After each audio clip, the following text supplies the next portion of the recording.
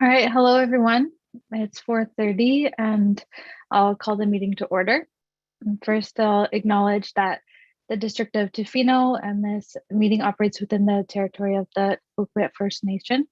And a notice to attendees that the meeting is being video recorded and will be published on the District of Tofino's YouTube channel. By unanimous consent, I will have the approval of the meeting location. So the recommendation is that pursuant to section 15 of the District of Tofino Meeting Procedure Bylaw number 1229, 2016 as amended, the April 4th, 2022 Committee of the Whole meeting be held electronically via Zoom and live broadcasted on the District of Tofino's YouTube channel, and that the facility provided for the public to watch and hear the meeting be located at Municipal Hall 161 3rd Street in Tofino, BC. And seeing no objections, the motion is carried.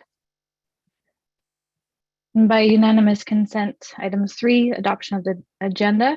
The recommendation is that the April 4th, 2022 Committee of the Whole agenda be adopted. And seeing no objections there, the motion is carried.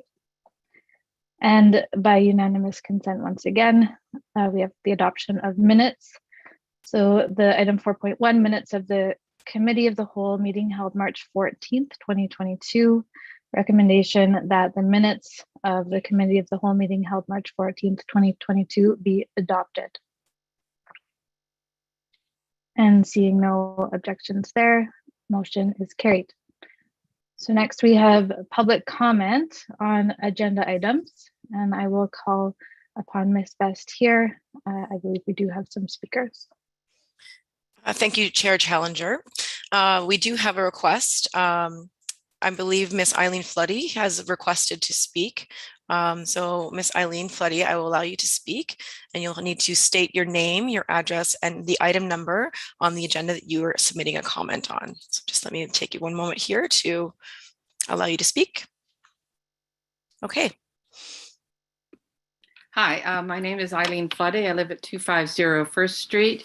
I was actually going to save any comments till the end of the council meeting to hear what everybody else has to say, but just to make a comment on item 7, which is the petition that Chris Lowther has sent to you with all the signatures. I hope everyone has had a chance to look at, I believe, around 2,000 signatures in support of maintaining the forest and the Tonquin forest area as intact as possible.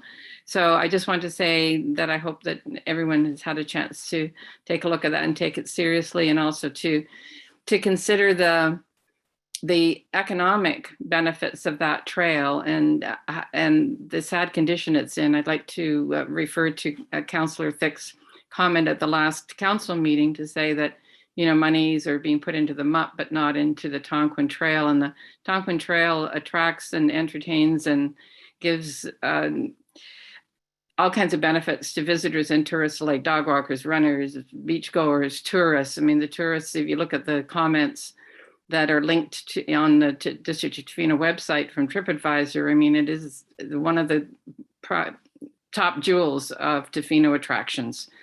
So anyway, I'd like to hear what everyone else has to say and perhaps see what happens by the end of the meeting. And if I can make another comment, then that'll be great. Thanks so much for your time. Thank you, Ms. Floody. And I'll just mention too, because I don't think we mentioned this before, that comment that we do have 2 minutes for any other comment going forward, for a maximum of 10 minutes total for the comment period. So Ms. Best, is there anyone else signed up to make a comment on an agenda item? Thank you, Chair Challenger. I don't have any other requests, but I just want to confirm that Chris Lowther had inquired about a question and comment. So I just want to confirm with her if that is a comment she'd like to enter now or a question at the end. So Christine, I'm going to allow you to speak if you do have a comment. Hi, can you hear me?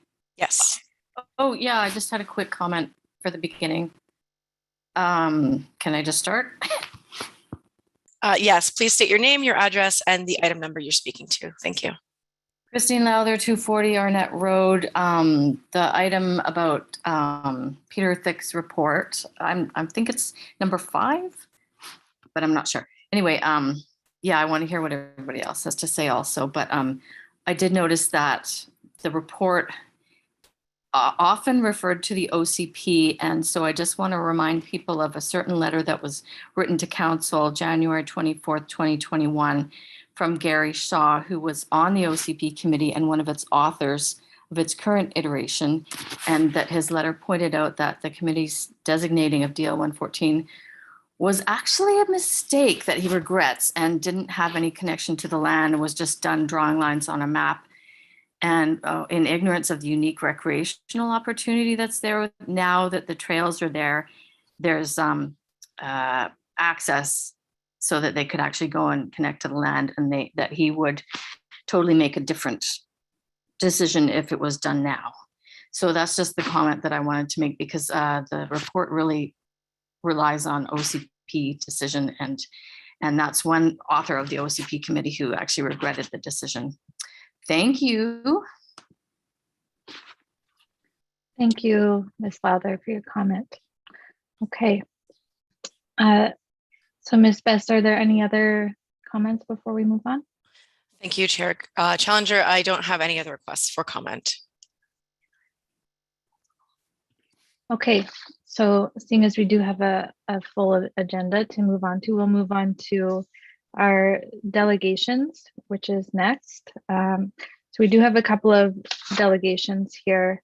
A reminder to those giving our delegations that you do have a maximum of up to 10 minutes, and we would appreciate a succinct report if possible, but we do very much look forward to hearing you. So first, our first delegation, item 6.1, is Jodie Frank, of the Organics Coordinator from the ACRD. So I'll ask Ms. Beth to promote her to a speaker and presenter, and we look forward to hearing from you.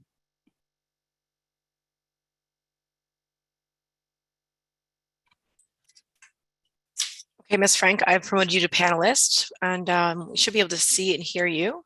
There you go.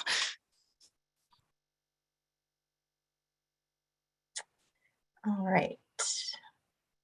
So I'll just pull up my presentation here for you. Oh,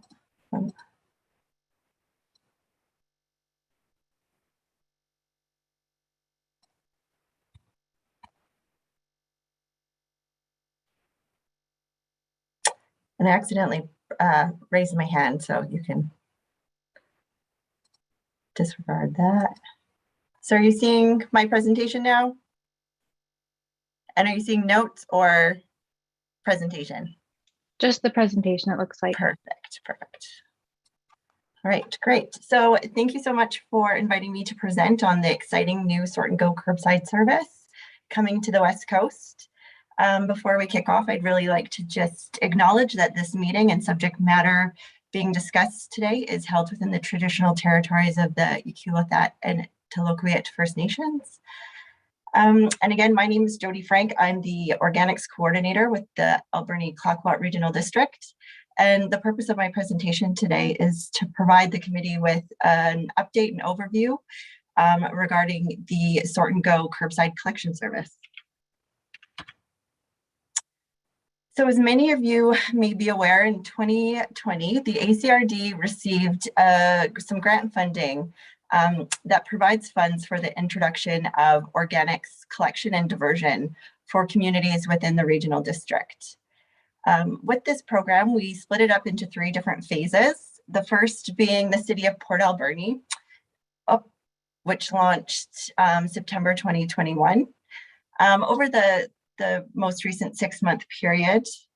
Oh, please. Yeah, it looks like the presentation is not showing anymore. Is that? I've got black screens all of a sudden. Yes, that's what I see as well. Do you want to try and restart it? Okay, just 1 second. I've got my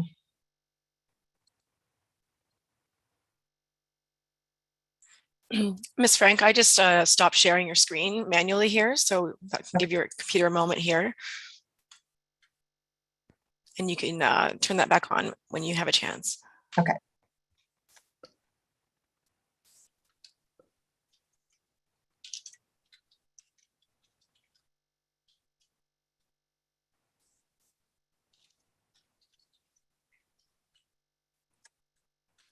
Presentation? You're good to go. Okay.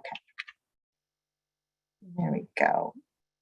All right, so phase one was, so over the first 6 months of the program in Port Alberni, over 900 tons of organic waste have been diverted from the Alberni Valley landfill. Also, in addition to this, the diversion rate that was sitting at about 20% has increased to 65%. Some of the other stats that I can share with you with phase one, the average monthly garbage generation has dropped from 280 tons to 156 tons per month, which represents approximately a 44% decrease of waste generation. Recycling collection has increased from 49 tons per month to 63 tons, which is approximately 30% increase. And then organics collection per month, we're seeing about 158 tons collected per month. So we're really looking forward to seeing some of those great results for phase two, which is the West Coast, which I'm presenting on today. And that's basically the program development that's underway at the moment. So the big piece right now is the organics facility. So that'll be the compost facility and the upgrades at the landfill.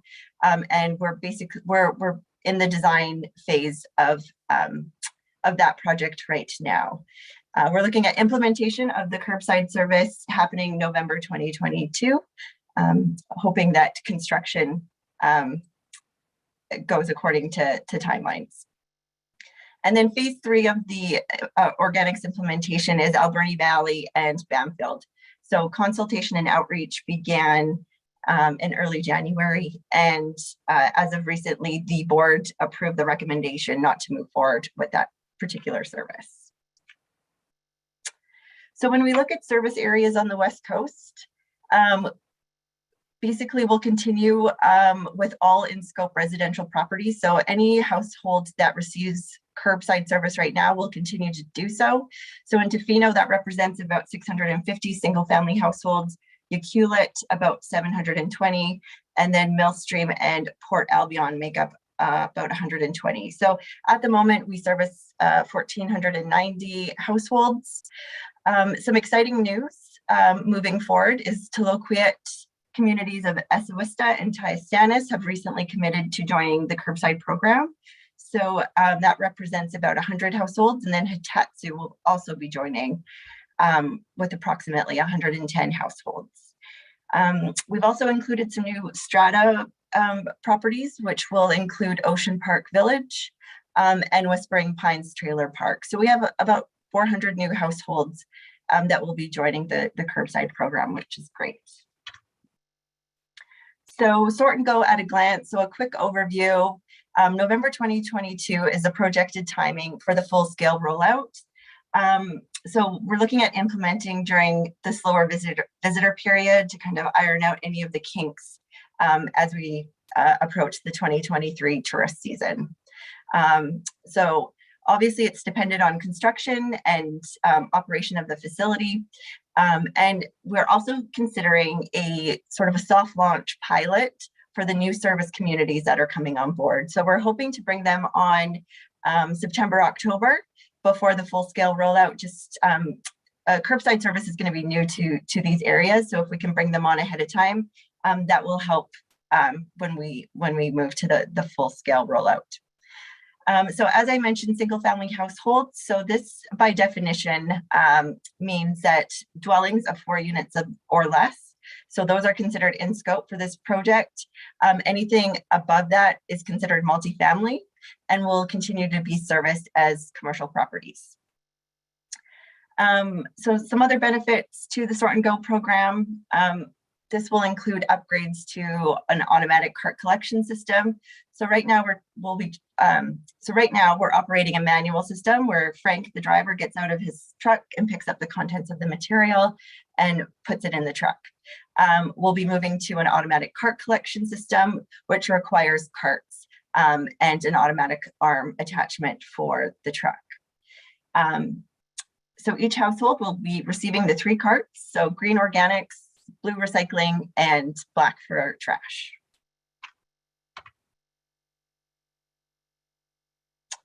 So when we look at the why, it's really important to look at our current composition of waste. So when we look at that image on our left-hand side, it gives us the composition, and this is West Coast specific.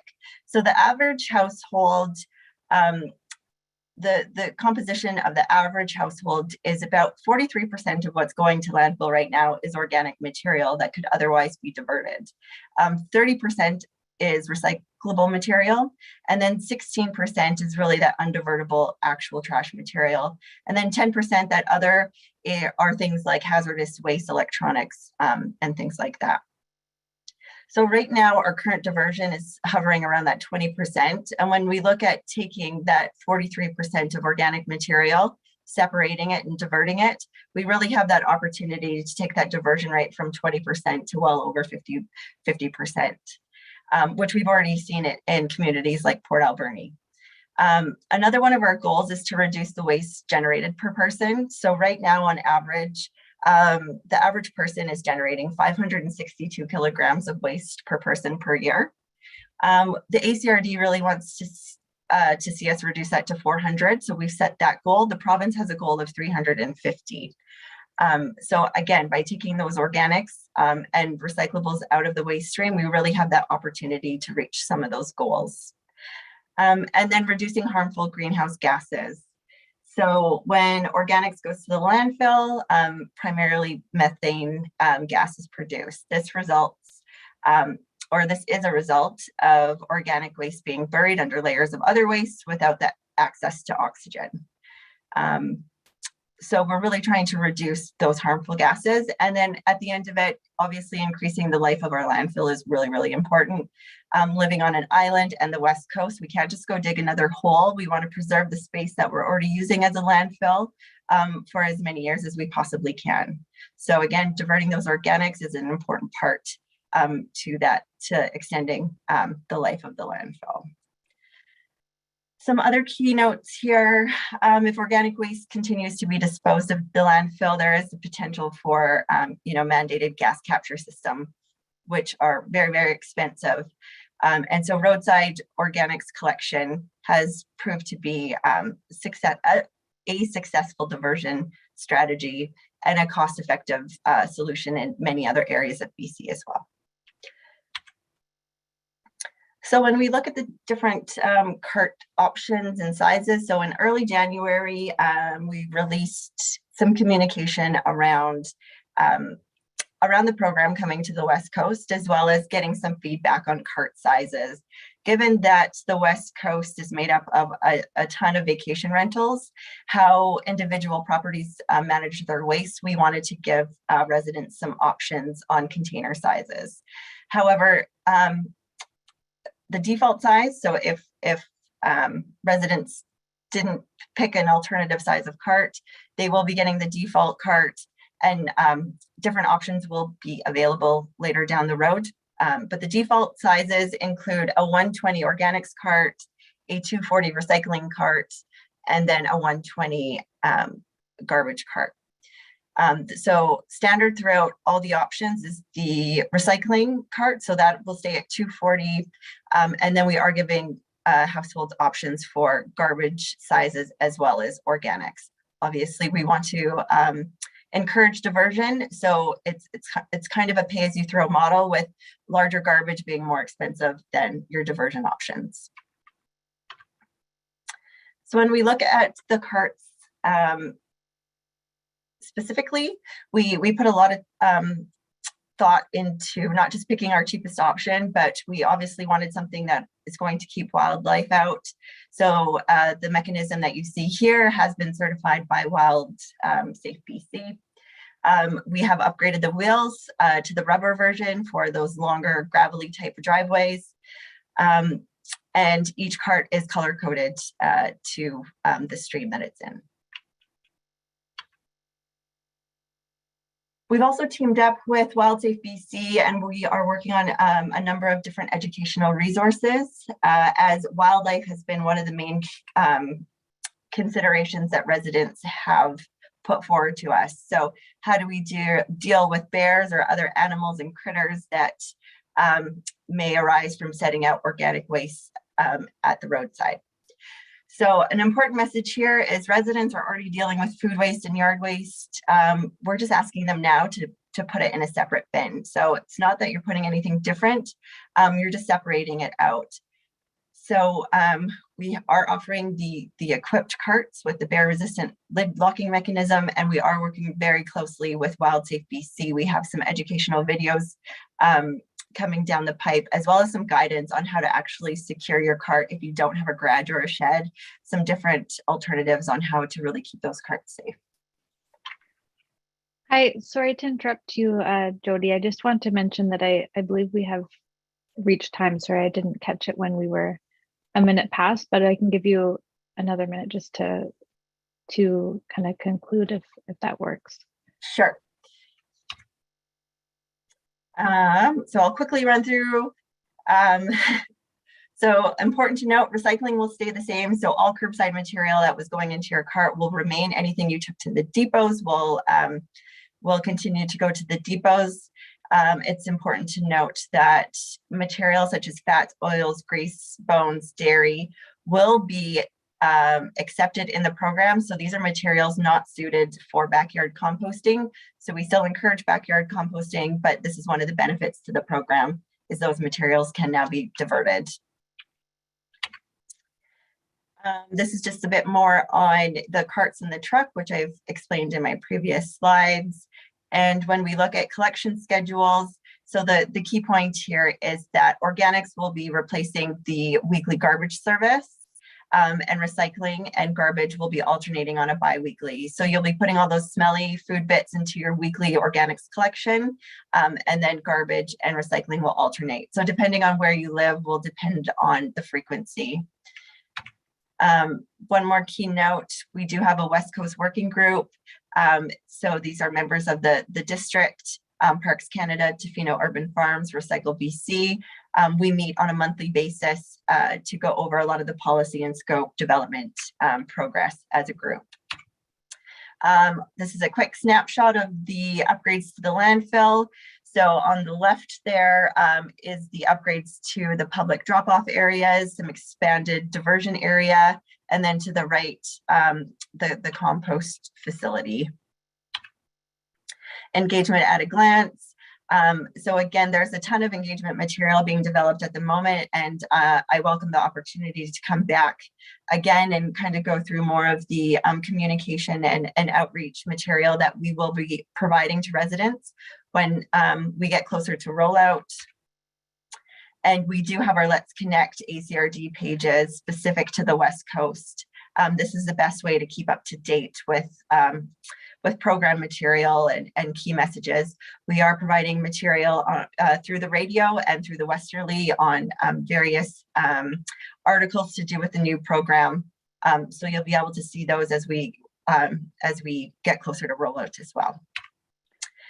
So to wrap it up, these are the main ways you can get a hold of us for more information. There's an email info line and the Let's Connect page. And then lastly, I did have the video, but I can share that with you guys at a later time because I'm over my extra minute.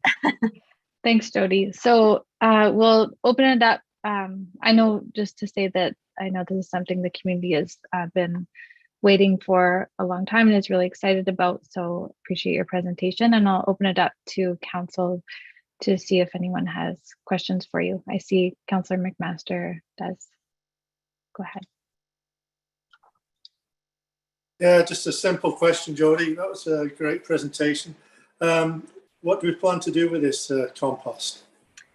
So we haven't got that far yet. We do know we have some options. So whether it's offering back to the community, we're not sure the logistics of that, but that's definitely something that we're working on here in Port Alberni. So whether it goes back to the districts for green spaces or it's a marketable product we can offer back to the community, but we will have it available to residents and the community in some shape or form.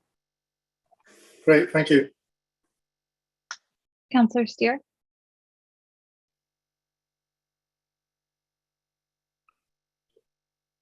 Thank you, Jodie. I appreciate so much this, and the statistics from Port Alberni are truly astounding, and the diversion implications for the landfill can't be overstated, and of course the very positive environmental aspects to the project as well. And I just want to point out to a lot of our colleagues here, my fellow councillors, that the work that you have done in the education for the rollout of this has been instrumental, I believe, in the success of the program in the Alberni Valley and specifically Port Alberni. And that continued education process here in Tofino, I think has already well begun. And I just wanted to congratulate you on the very successful work you've done, and I look forward to seeing the implementation in November. Thank you so much. Any other questions or comments from council? I did have, oh, go ahead, Councillor Anderson. Yeah, thanks for your presentation, Jodie. On my question, I'm just wondering, do you have any baseline figures for the amount of organic waste the West Coast is dumping right now? I'm just, it'd be nice if we knew how much we divert over time after we look at it later. Those numbers do exist. Unfortunately, sorry, I don't have them with me, so I don't want to say something wrong. But we have done some studies at the landfill where we've taken samples of waste coming in, and that's, you know, how we were able to develop some of that composition data.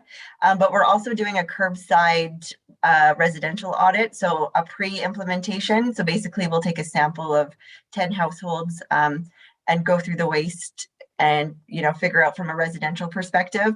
We obviously will be accepting commercial waste at the compost facility as well, and it's being built so that we can accept volumes up into 2040 and peak volume. So based on the reports that we've done, we do have that baseline data. I just don't have it with me. And just one other question, is the composting facility able to deal with fish plant waste? Or is that not necessary? Maybe they probably have their own way of dealing with it. Well, I know here in Port Alberni, Earth, Land and Sea processes a lot of the fish plants material. So, you know, it's all like the offal of fish, and it's a compost facility. So there's, you know, there should be no reason it couldn't accept fish waste. Thanks, that's all. Thanks. Okay, oh, Councillor Thick.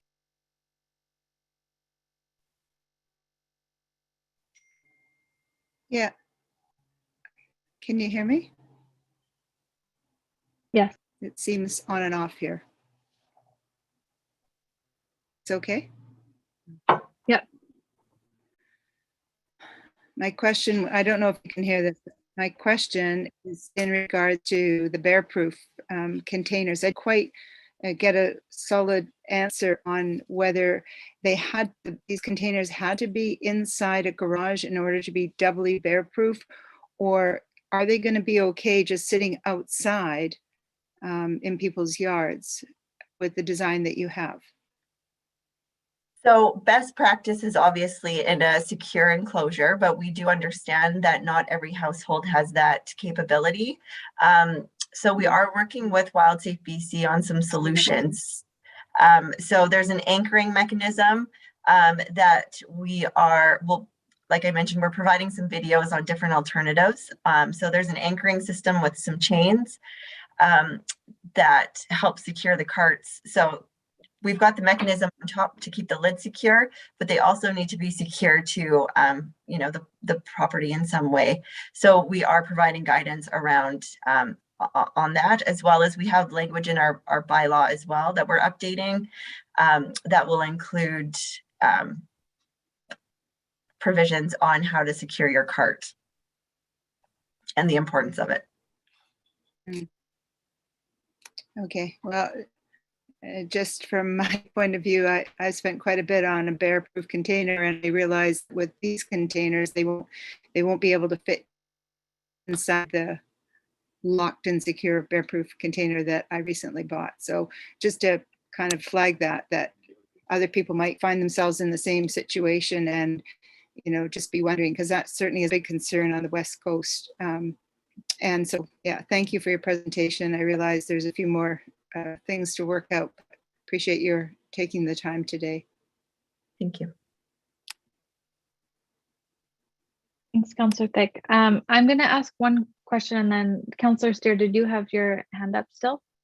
Okay, I'll ask one question and then go back to you. So my question was, you had mentioned that this would be available to single family homes, and there was a couple of stratas that had signed up as well. And if how might an additional strata and specifically a condo building or apartment building to get onto this program as well? Or is that something that you're looking at in the future?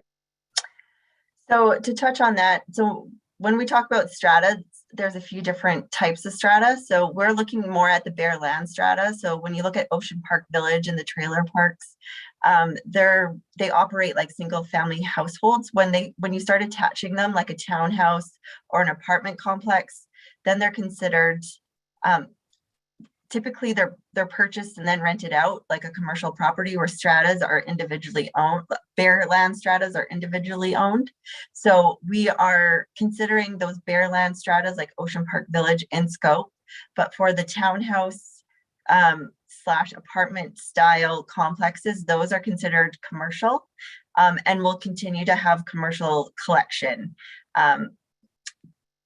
And there's different options that I know the current hauler is looking at for providing, recycling and organics. But as far as this program with the sort and go, we're keeping it just to single family households. And then we'll look at commercial options once we've implemented this portion of the project. Okay, thanks. And Councillor Steer, you had another question or comment. Yeah, it was just regarding we will eventually be building a wastewater treatment plant. There will be biosolids that will be accumulated there. And Jodie, you can maybe speak to it, that you have been in discussion with Public Works and Infrastructure, and that there is I don't know if it's an agreement in principle, but in fact, that is where our biosolids will end up, is at that organics processing facility. If you want to comment or that, but just thought council would be interested to know. Perfect, thanks. So that I meant to touch on that, but I was running out of time. So we have built, or the facility is being built with that design in mind. So we will be able to accept the biosolids from the wastewater treatment plant. We've also committed to house its biosolids as well. So those will be processed at the facility. Okay, thanks, Jodie. So I'm not seeing any other hands up, and we do have lots more to get through tonight. So I really appreciate your time coming on, and I know we're very excited to have this program start. Look forward to that. Thanks, Jodie. And we'll move on to our next delegation then, which is item 6.2, Ian Scott, the Interim Executive Director of Tofino Housing Corporation. So reminder to Ian that you have up to 10 minutes for the presentation once you get started here. I'll let Ms. Best promote you to a panelist.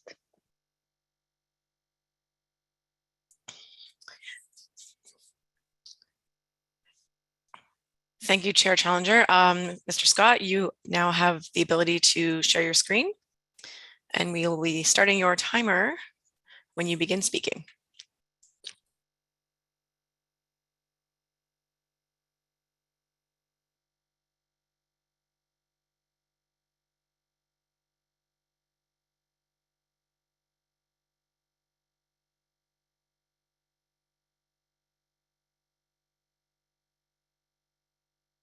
Good afternoon. Once again, hoping everyone can hear me. I'm assuming you'll jump in if you can't. Thank you for having me, Chair Challenger and Mayor Law and the rest of Tofino Council. It's good to be with you again this afternoon.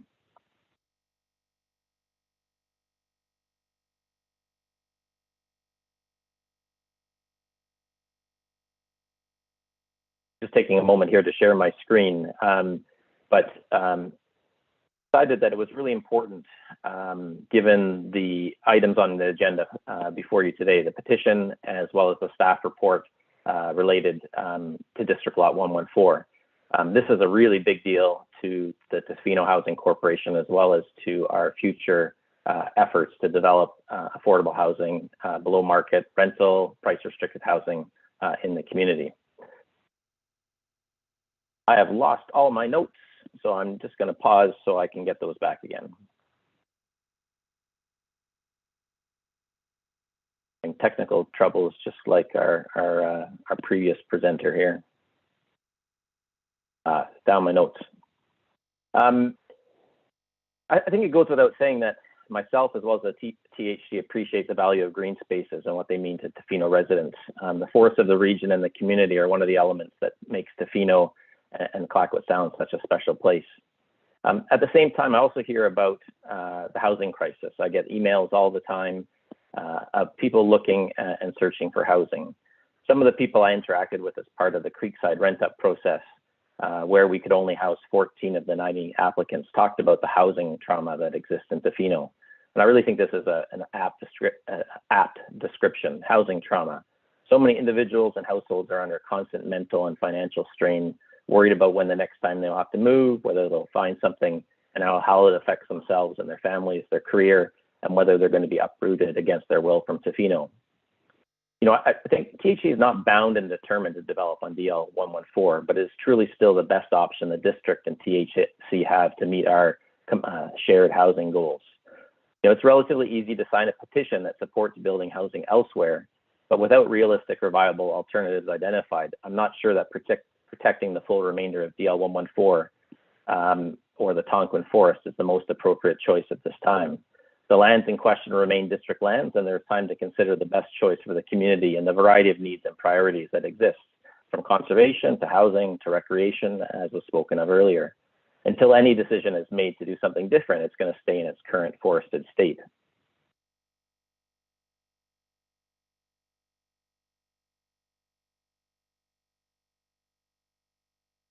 DL 114, or the Tonquin Forest, or Tla-o-qui-aht, is an area that was identified back in the early 2000s as most appropriate district lands for future affordable and attainable housing. Why was this? It's because the land was owned by the district and could be used to build the type of housing needed in the community. It's close to the town center and so many services, the school, shops, banking, the hospital, community hall, and community parks, and it's adjacent to a residential neighborhood.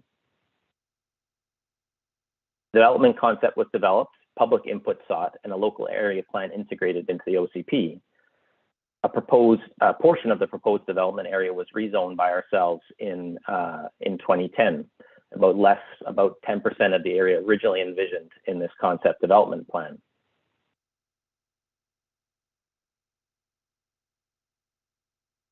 We heard earlier today about the OCP. This is the current OCP map, which shows all of DL 114 as part of a future housing option, and the area we rezoned as a small portion of it.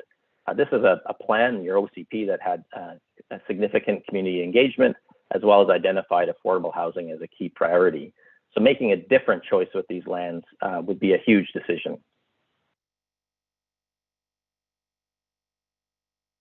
Earlier this year, I presented a preliminary concept on how DL 114 might be further developed beyond this first phase.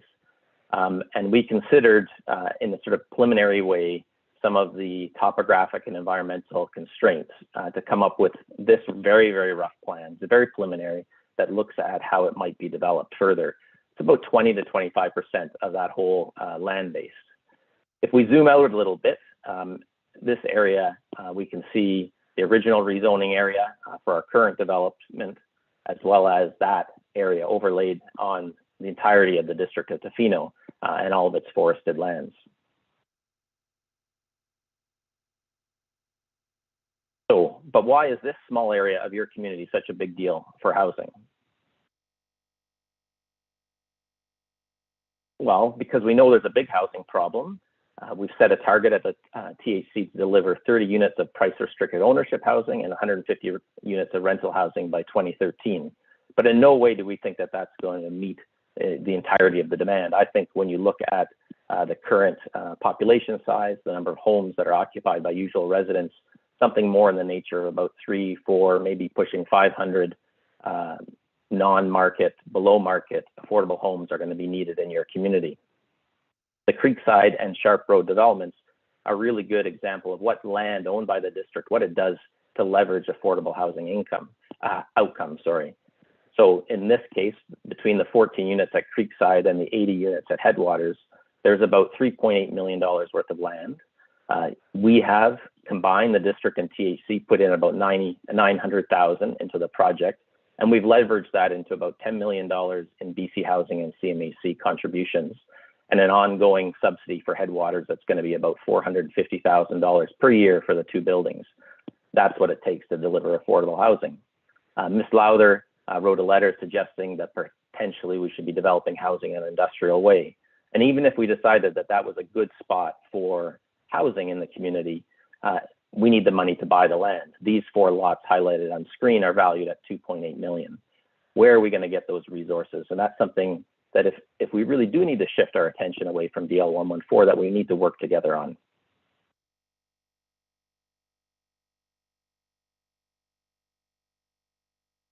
Peter Thick is presenting you a report today that talks about all the policy support for developing some housing on DL 114 in association with conserving the most environmentally sensitive areas. That's always what we understood the council resolution was about when we were doing the rezoning back in 2019. And when you look at our strategic plan, we're not focused entirely on DL 114. We're looking to work with partners, developers, and other district lands. It's been suggested to me, looking at the hospital lands, the school lands, maybe the downtown lands, the bike parks, a whole variety of other sites that we might be able to use. But all those combined is not going to create the kind of land that is needed to meet that sort of 300 to 400 housing target that I think is going to be needed in the community over the next number of years. What we had suggested to you earlier was a planning process where we budgeted $60,000 over the next couple of years to do more detailed work on DL 114, looking at the environmental constraints, topography, potential for development and density, the trail network, how that can be redesigned to fit with the development, and a range of development scenarios and alternatives that we should be looking at on other district lands, and come back and have a proper consultation process with the community, talk about the OCP amendment that would be really required in association with this, and then bring that back for a really important council decision. So really, when we look at the petition and Mr. Thick's report, what I'm encouraging you is, it's really just to take the time and not make a hasty decision. Give THC and staff the time to do the work to consider both development scenarios on DL 114, but also conservation options for the forest. While also looking then, how might we redirect efforts elsewhere? What would it take, and what kind of funding and development strategies would be required to make not doing additional development on DL 114 a reality if you still want to achieve the housing objectives that we've sort of jointly set over the last number of years. Thanks for that, and happy to take any questions.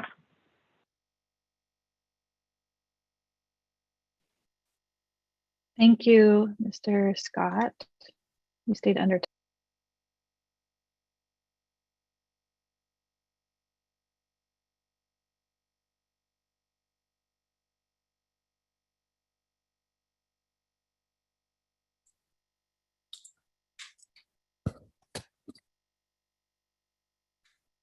Oh, I think we just lost you there for a moment, Chair Challenger. So looks like you just come back in. So sorry about that. Yeah, accidentally just closed the Zoom meeting. I'm back. So we can open up questions from council to Mr. Scott, but also note that discussion on this item would be most efficient to do later after we hear from the last part on the agenda from Peter Thick's report. But any specific questions for Mr. Scott? Open now. I see Councillor Steer. Go ahead. Well, thank you, Chair. I was going to say exactly what you said, that later on, after we've received the report from that, I'll have more to say. I just wanted to acknowledge to Mr. Scott that, in fact, he is correct in the fact that he has looked in, I know, on several suggestions in terms of alternative lands, that he has looked in very diligently on some of the suggestions that have come forward, and has put the efforts in where he has been directed to. And so I just wanted to acknowledge that up front. I'll have a lot more to say at the end of the next report. Thanks, Councillor Steer. Anyone else specific questions for Mr. Scott before we move on? Okay, seeing no hands up, then thank you again, Mr. Scott, for your presentation. And we'll move on now to item 7, our correspondence. So item 7.1, we have the letter from Christine Lowther regarding the DL 114 petition. And again, seeing as we do have this later report to receive from Mr. Thick, I assume we'll leave conversation until then. I do see Mayor Law, though you have a comment. Go ahead. Just a quick comment on the letter itself and the petition is that I believe Ms. Lowther wrote in the apology for the numerous non-Tofino residents, and I'm not sure if council noticed, but many of those non-Tofino residents are actually Tofino residents. Some of them have grown up and lived here their whole lives. So there was, I'm not sure if their addresses were associated with the telephone or perhaps where they were at the time of their signing the petition, but that I just wanted to note that for Christine and for council. Thanks, Mayor Law. Any other comments before we move on? Mr. Steer, Councillor Steer. Yeah, I just, and further to that, I just wanted to acknowledge that in the letter, I think the request was and I believe it's a legitimate request in terms of looking at those potentially alternative sites for the development of affordable housing. There was not an objection towards affordable housing in essence, and the question was being asked: is there potentially other sites that could accommodate that? So I just wanted to clarify that as well. Great. Thank you, Councillor Steer. Okay, and seeing no other hands up, we have our next correspondence is that from a Chevrier regarding there's a few correspondence actually about off-leash dogs, and I understand that we have our Manager of Protective Services here to make a few comments on that topic. So I'll allow Ms. Best to promote him to panelists. Good afternoon, Mayor and Council, and thank you, Chair. I do have some comments. Council had requested recently that I come today to speak to you and provide a bit more insight into what other communities are doing with regards to off-leash dogs and enforcement. So I do have a few slides and I'll try and be brief. I know this is a fairly busy night, so I'll just take a quick moment, if that's okay, and share my screen, and then perhaps there'll be some questions after that.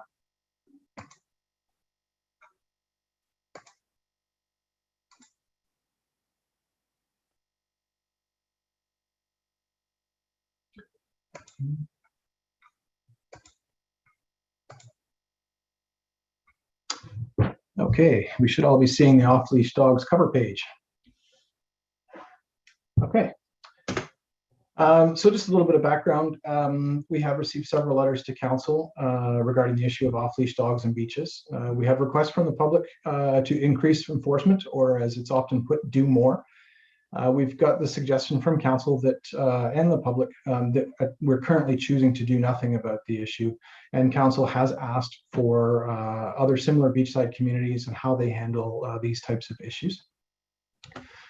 So just starting out, I think it's important to just understand how our bylaws do compare, because people will often make the comment that this area is more strict than this area. So it's nice to have a chance to see them side by side or as close to as possible. So for Tofino, all dogs entering and within the corporation of the District of Tofino shall be under the control of the owner or harborer and be leashed, tethered, or contained while within a vehicle.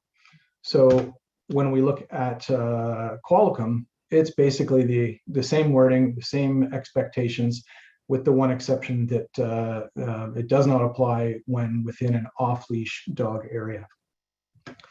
When we move over to Parksville, again, no person who is the owner of a dog shall permit, suffer, or allow such dog to be at large within the city, with the following exceptions. The dog is within a designated off-leash area. So again, the expectation is basically the same, but there are options provided. If we take a closer look to see what we're really talking about, in Parksville, they currently have 4 full-time bylaw enforcement staff year-round, plus 1 additional summer seasonal staff. They do not make any enforcement action on the beaches whatsoever of any type. Their strategy is primarily educational, and they hand out leashes and the occasional ticket if needed. They're very clear about the fact that they will not chase dogs at large. They will only attend for a dog at large if it is in the care of somebody already, but they will not go out to chase animals around town. Qualicum Beach, they currently have 1 full-time bylaw officer, and that's the way it's been for a while. They will only enforce on the beaches during the months of March and April, which is the Brant migration. The strategy there is educational only, and again, they will also not chase dogs. So common issues that all of the communities, similar communities to us, are having is challenges with limited resources. By the time the resources arrive on scene, the animals and owners have often moved on. The enforcement of dogs has a high likelihood of attitude, verbal abuse, and physical aggression. Parksville just relayed to me that 2 weeks ago, they had an individual smash out the windshield on their vehicle because they asked them to put their puppy on a leash. Increased enforcement of off-leash dogs means having to take focus off other issues with the current level of resources.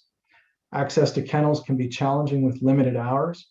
And actually the other regions, as the day, they deal directly with SPCA for kenneling. And as the day gets to an end, knowing that the SPCA will be closing, they'll actually ask people to keep the dog in their care overnight, and will assist with it the following day, deliver it to the SPCA themselves, or if needed, and they're not capable of either of those other 2 options, they can just let the dog go.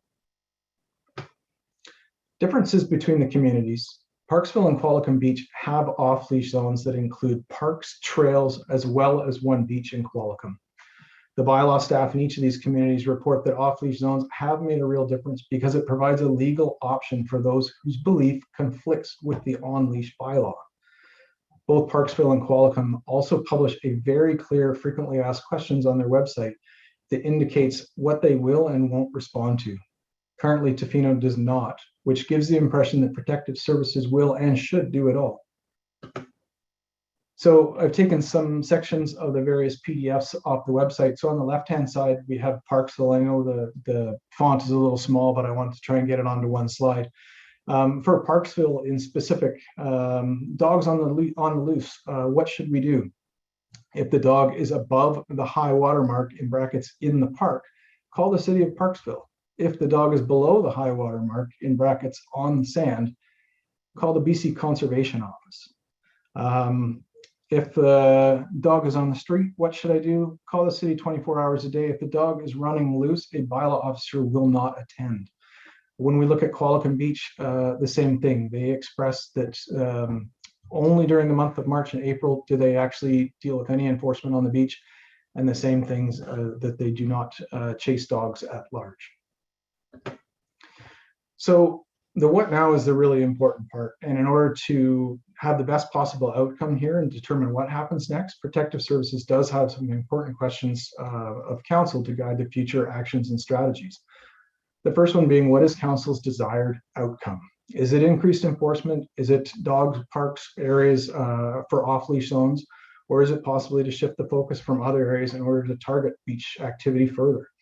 And then second, when council does refer to, which was greatly appreciated, supporting our bylaw, it's important for us to understand what that means. Is council suggesting staffing resources, financial resources, or the possibility of community engagement from council? This is the last of the questions that, or the last of the slides that I do have for tonight. So I will stop sharing my screen because I would imagine that there's probably some questions.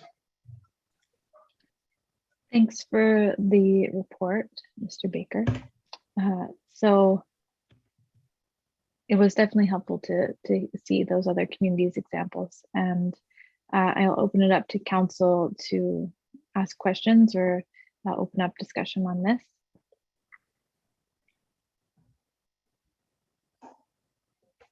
Mayor Law, go ahead. Thanks, Chief Baker. You noted Parksville and Qualicum. I did look up those as well. Enforcement on the beach between March and April. Can you describe what that looks like? Yeah, so again, there is only one enforcement officer in Qualicum where they do during that month. So the expectation there is no dogs on the beaches at all. But again, because of limited resources, their enforcement strategy is to offer an informational flyer, generally the PDF that's provided on the website. It's educational based. They are not in the position to be handing out tickets, and that's not the desired outcome. Sorry, can I ask one follow-up question, Chair? Go ahead. When you mentioned that other regions ask people to keep the dogs themselves, who were you referring to? Was that bylaw officers keep the dogs, or people who've found off-leash dogs, or have been accosted by an off-leash aggressive dog or something like that? People that have found off-leash dogs that are contacting the municipalities and asking for the municipality to take the dog, depending on the time of day, because as I mentioned, they both use the SPCA. There are local branches in their area. But if it's getting towards the end of the day, which is similar to situations that we find ourselves here in Tofino, if the SPCA is closing, they will ask the person who happens to be holding the dog if they're capable of holding on to it, or they can take it there directly because there is no other option after hours. Thank you. I have a couple more questions, but I'll wait for the round. Thanks. Okay, so the order that I saw was Councillor McMaster, Councillor Steer, and then Councillor Chalmers. So go ahead, Councillor McMaster. Yeah, I've got on this thing before about, why do we have a bylaw saying dogs must be on the leash if we're not going to do anything about it? I think we've had this debate about other bylaws as well. We are seeing a lot more letter. I'll say right up, I am a dog owner. I have 2 dogs, so I may or may not be biased. I wonder what Qualicum and Parksville did before they had off-leash parks, which aren't very big actually. I know the one in Qualicum, it's not very big. And I wonder what they did before that. And we do have a shorebird festival, which I would say would be equivalent to the Brant Geese Festival. And we've done lots of education, so obviously that's not working. So that's my point. I'm not totally sure if there was a question in there aside from what did they do prior to that. If you want. Well, I did reach out to them because I believe it was specifically yourself that had asked me to do that. And they did indicate that the off-leash parks did make a huge difference, but prior to the off-leash parks, the bylaw was the exact same, and it was informationally based, and they didn't generally address issues on the beach. There are bylaws that are challenging to enforce, and it requires resources and being there to physically see it at that moment. So it's that old adage about it's easier to issue a parking ticket than to actually do any enforcement. That's all I got to say. Okay, Councillor Steer, and then Councillor Chalmers, and then Councillor M. Great. Thank you, Chief Baker. I will give a little response to your asking for direction in your presentation. And I am a dog owner as well. And we just finished coming back from AVICC, where I had the opportunity to talk to several communities around specifically this question. Just to give you a little bit of direction, I think there has to be an acceptance of reality that you have indicated in terms of the ability to enforce, but also the realities of dog owners. And in our particular location, it will be a continual challenge, regardless of a bylaw, regardless of how much enforcement effort is going to be put in. This will continue to be. So I think in terms of a direction that I think should be looked into is off-leash areas where that is a prescribed area for dogs to be in there. In combination with that, I suspect the education, even though, as Councillor McMaster has pointed out, we have done I would maybe say an inadequate job of educating it in the true sense of the word education. But in combination with a off-leash area, with education, and specifically a presence as well in those initial stages, we know all combined, it's not going to be one particular item that is going to do the trick on this. Our ultimate outcome is that we don't have our citizens writing letters because they are fearful to walk on the beaches. And so that is my ultimate outcome, that those people feel safe in the community that they are living in.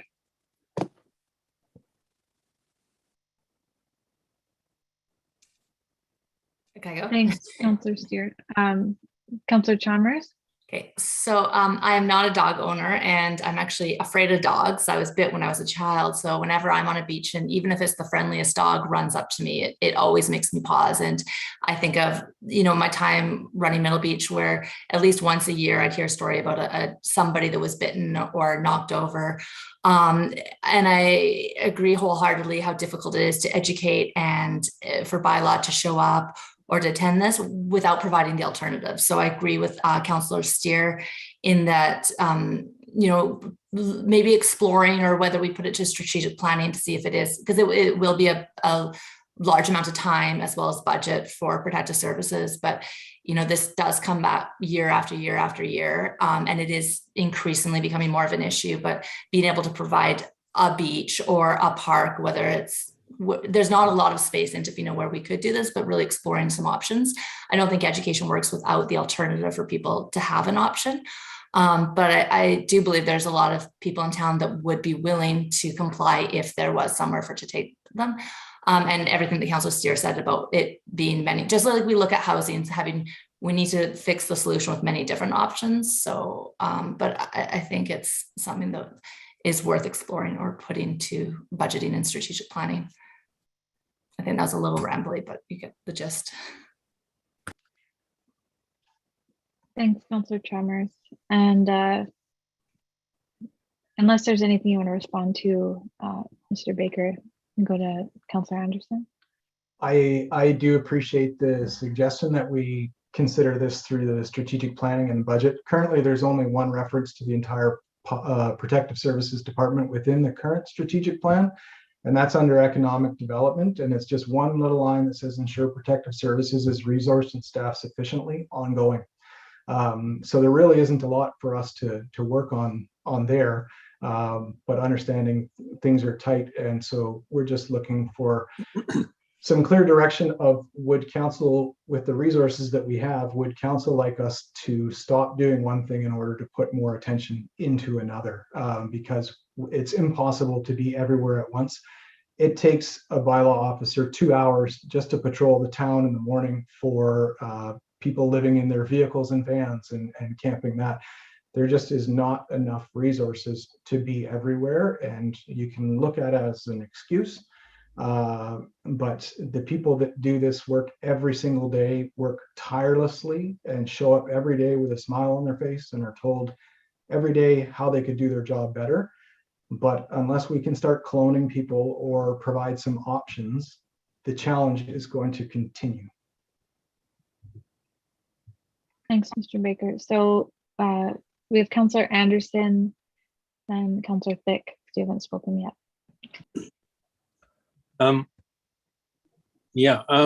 my comment is what the ultimate goal is for me is that people can feel safe on beaches.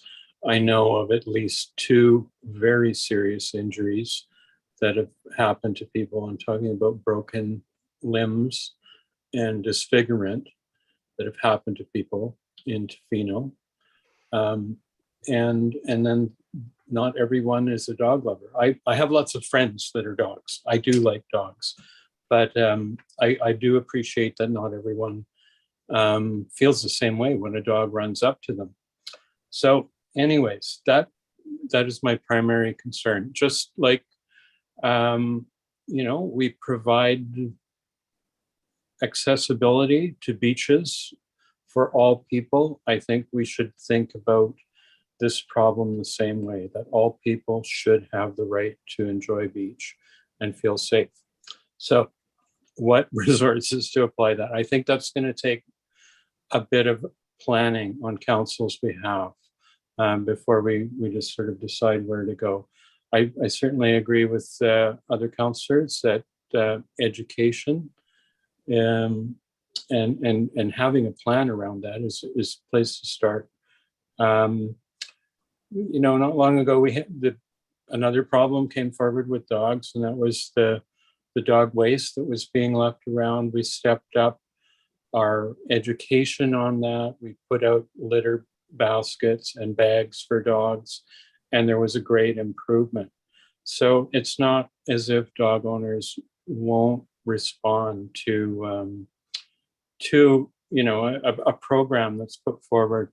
So I think there's work to do in terms of education.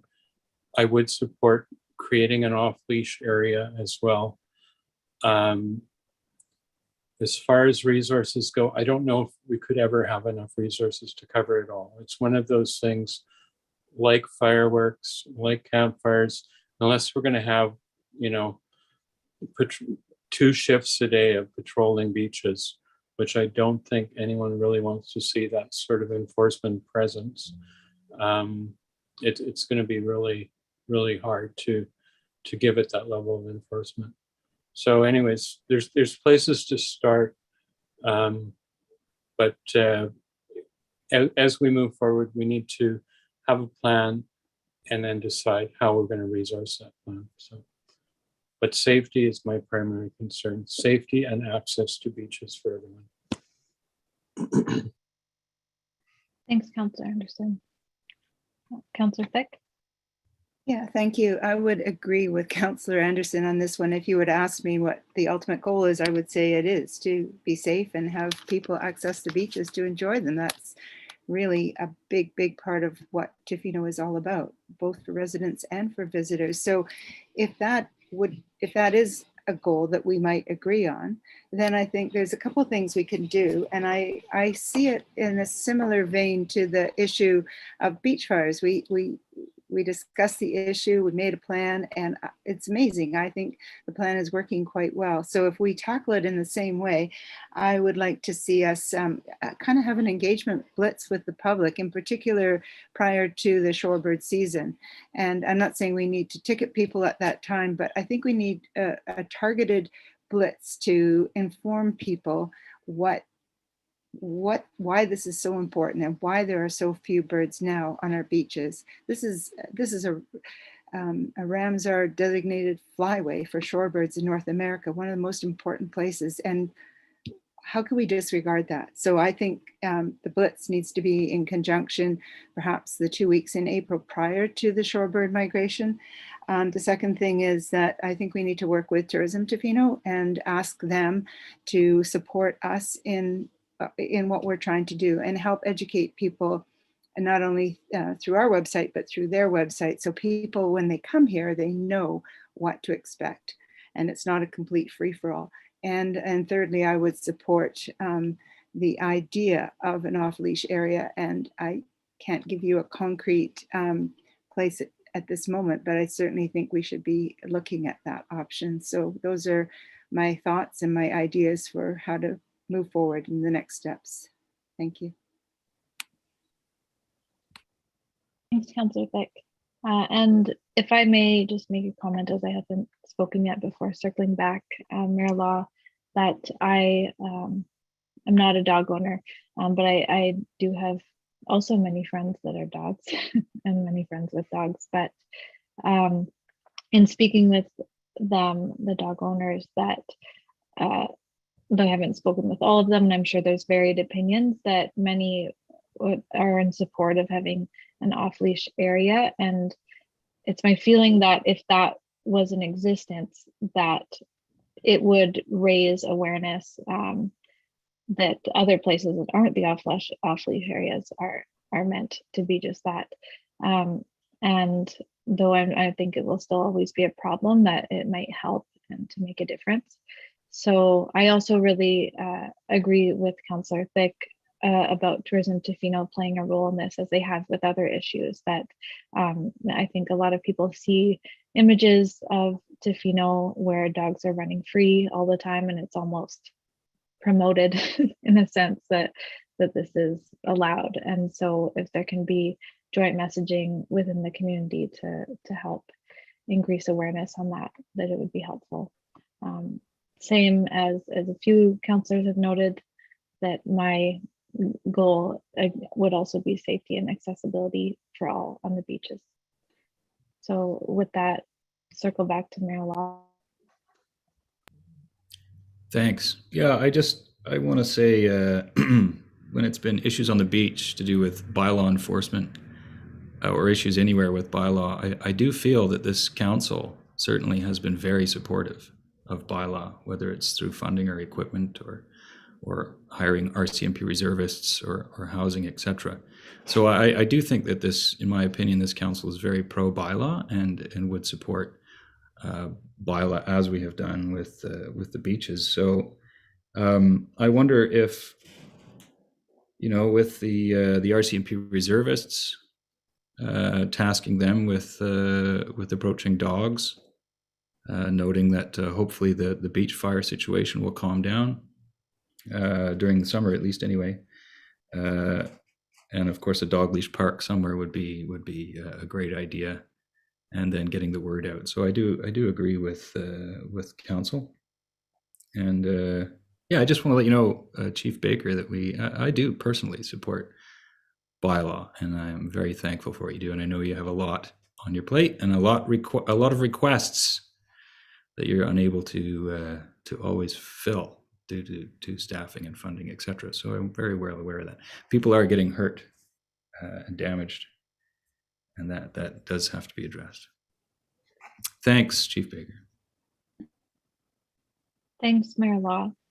And so maybe I'll ask Chief Baker if you feel that we have sort of answered your request for some direction, and seeing as we're in a committee of the whole, not a regular council meeting, we won't be making a resolution here, but I may ask assistance from Ms. Bester or Mr. McPherson as to sort of how to move forward with this after you respond, Chief Baker. Yeah, honestly, I'm not completely sure where to go from here. It sounds as though council may be open to some sort of proposal for possible off-leash parks. It sounds like council would like a blitz of resources towards dogs off leash prior to the Shorebird Festival. I'm not sure how that's going to be possible, but we will continue on and we will do the best that we can. So I don't have anything further to add to that. Okay, thanks, Chief Baker. So, Ms. Best, go ahead. Thank you, Chair Challenger. I just also wanted to add that our communications coordinator has been in contact with Tourism Tofino regarding echoing messaging and education from the district, and they had agreed to obviously reshare our content if we were to put more out about dogs on leash. And they've also confirmed that they would be only resharing user-generated content with dogs on leash, which is a step in the right direction, because as we know, marketing with off-leash dogs is not necessarily what we want to promote. So we have made some segues there, which is nice, but in terms of direction from today, I'll still leave that with council in terms of what direction or the next steps are. But if you're needing assistance in that, I'm here.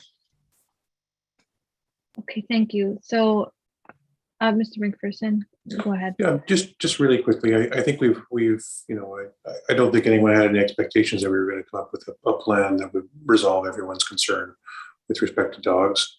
I hope the council can appreciate that this is a problem that was years in the making and is not going to get resolved by next weekend.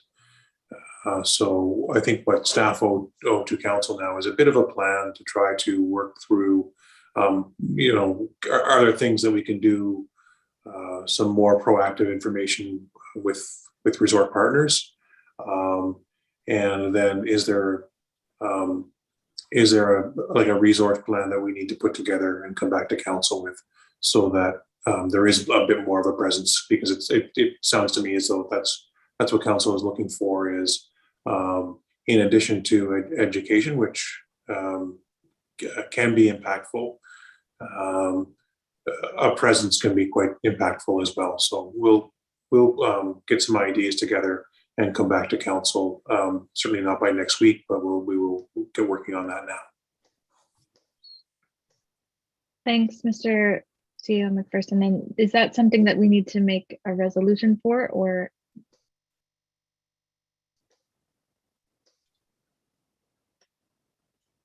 Never mind the or, just is that something we need a resolution for?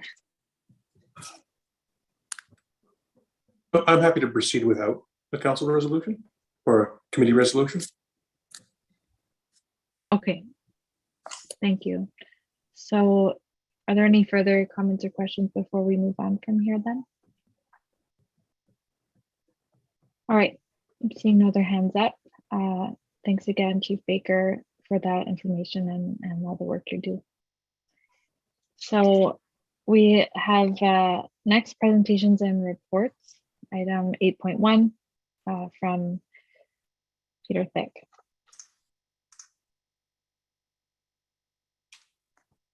Hello, good evening, Chair Challenger, Mayor Law, and Council. I'll be sharing my screen for a brief presentation.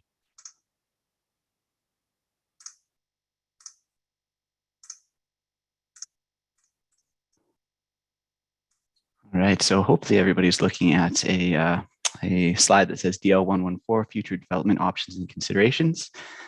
This has already been something that's been discussed a little bit at this council meeting by some members of the public, as well as Mr. Scott, who provided some very valuable information from the perspective of the Tofino Housing Corporation, which has been our partner in the successful development of some affordable, much needed affordable housing here within the district over the past couple of years. So a bit of a background on the report itself. In the summer of 2020, Council passed a resolution instructing staff to conduct a review and generally make some recommendations to Council for areas that may be appropriate for environmental protection of the remainder of 351 Arnett Road, so that's commonly known as DL 114. This resolution was made, at the same time as I believe second reading of the rezoning that is permitted the current development on the property.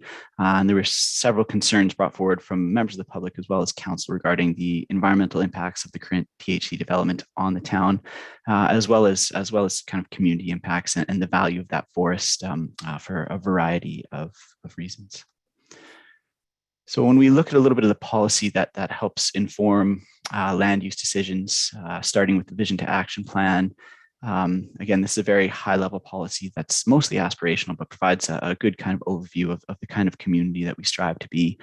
There's a bit of tension between the goals in the homes and neighborhoods section, as well as the natural environment section. There's no clear preference for either in the event of conflict outlined in the V2A.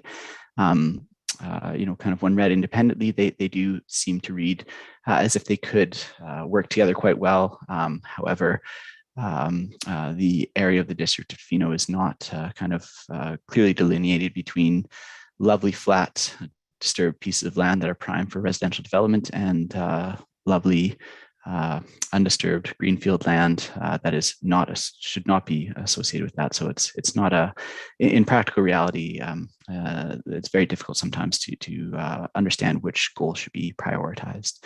The OCP is a bit of a similar story. There's a lot of support for affordable housing, market housing, and the integration of natural environment into developments.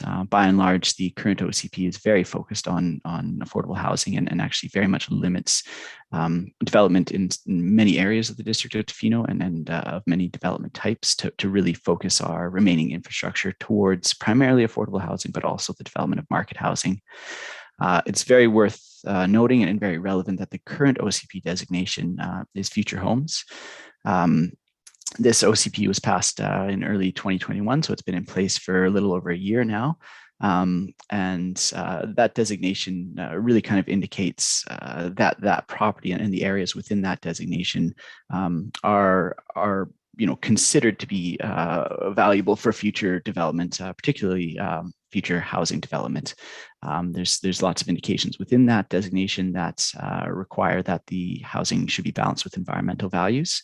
However, sort of a blanket restriction and a blanket kind of protection or preservation of environment, to be candid and in staff's professional opinion, is not in keeping with the direction of the current OCP.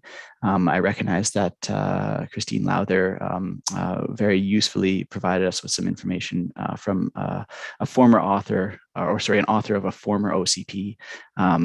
However, it is worth noting that the current OCP, as permitted by the council, many of the councillors that are still on council, very much was in favor of the considering that property as part of the future homes designation and not part of the rural designation, which is the designation in the OCP more commonly associated with environmental protection preservation. The housing needs assessment really determines a broad need for additional housing units. It really stresses the importance of non-market housing. Protection of the environment is desired when possible through the priority actions outlined in the housing needs assessment. It is worth noting that this is a housing needs assessment, not an environmental needs assessment. So for them to not have significant environmental considerations is sort of, anticipated, as that would be a little bit beyond the scope of such a report. But what is very relevant is that the THC development does line up with all the priority actions that are outlined in the 2021 housing needs assessment. And this is likely the type of development that the district would be considering if any future development is to be considered on that property. So taking a quick look at the existing zoning on the property, I apologize for not including this image in the report. That was a bit of an oversight on my part, as I think it might have been useful information for council to see. The property itself is a little bit odd shaped and has a variety of different zones currently present on it. The area towards the top of the image there, that's the P1 zone. That is where the community hall is, as well as the bike park, as well as the entrance to the Tonquin Trail Network. And then you'll see sort of both on the left and right sides of the property. Property is the area that's outlined in blue. There is still the CD-THC1 zone. So this was a zone that was adopted, I believe, in the late 2000s in coordination with the first work done by the Tofino Housing Corporation. At that time, it was never developed, and in staff's opinion, it doesn't represent a very well thought through development plan for that area of the property. There's significant environmental and topographic concerns that may make it difficult to actually develop according to that zone, which is likely why it hasn't happened so far. The area that's just outside of the blue line there, marked AR1, that's the current development underway by the THC. And I'm happy to say that, as contentious of a development as that is, and as difficult as this property has been to develop, the THC have taken a more considerate and environmentally aware approach to developing that area than almost any other developer that we've experienced here at the District of Tofino. So while it is unfortunate that this land has been developed in that way, and staff are very sympathetic to community concerns around the destruction of the forest in that area, this was the land that was available, and to the THC's credit, was done with as much upfront consideration as is possible through these projects.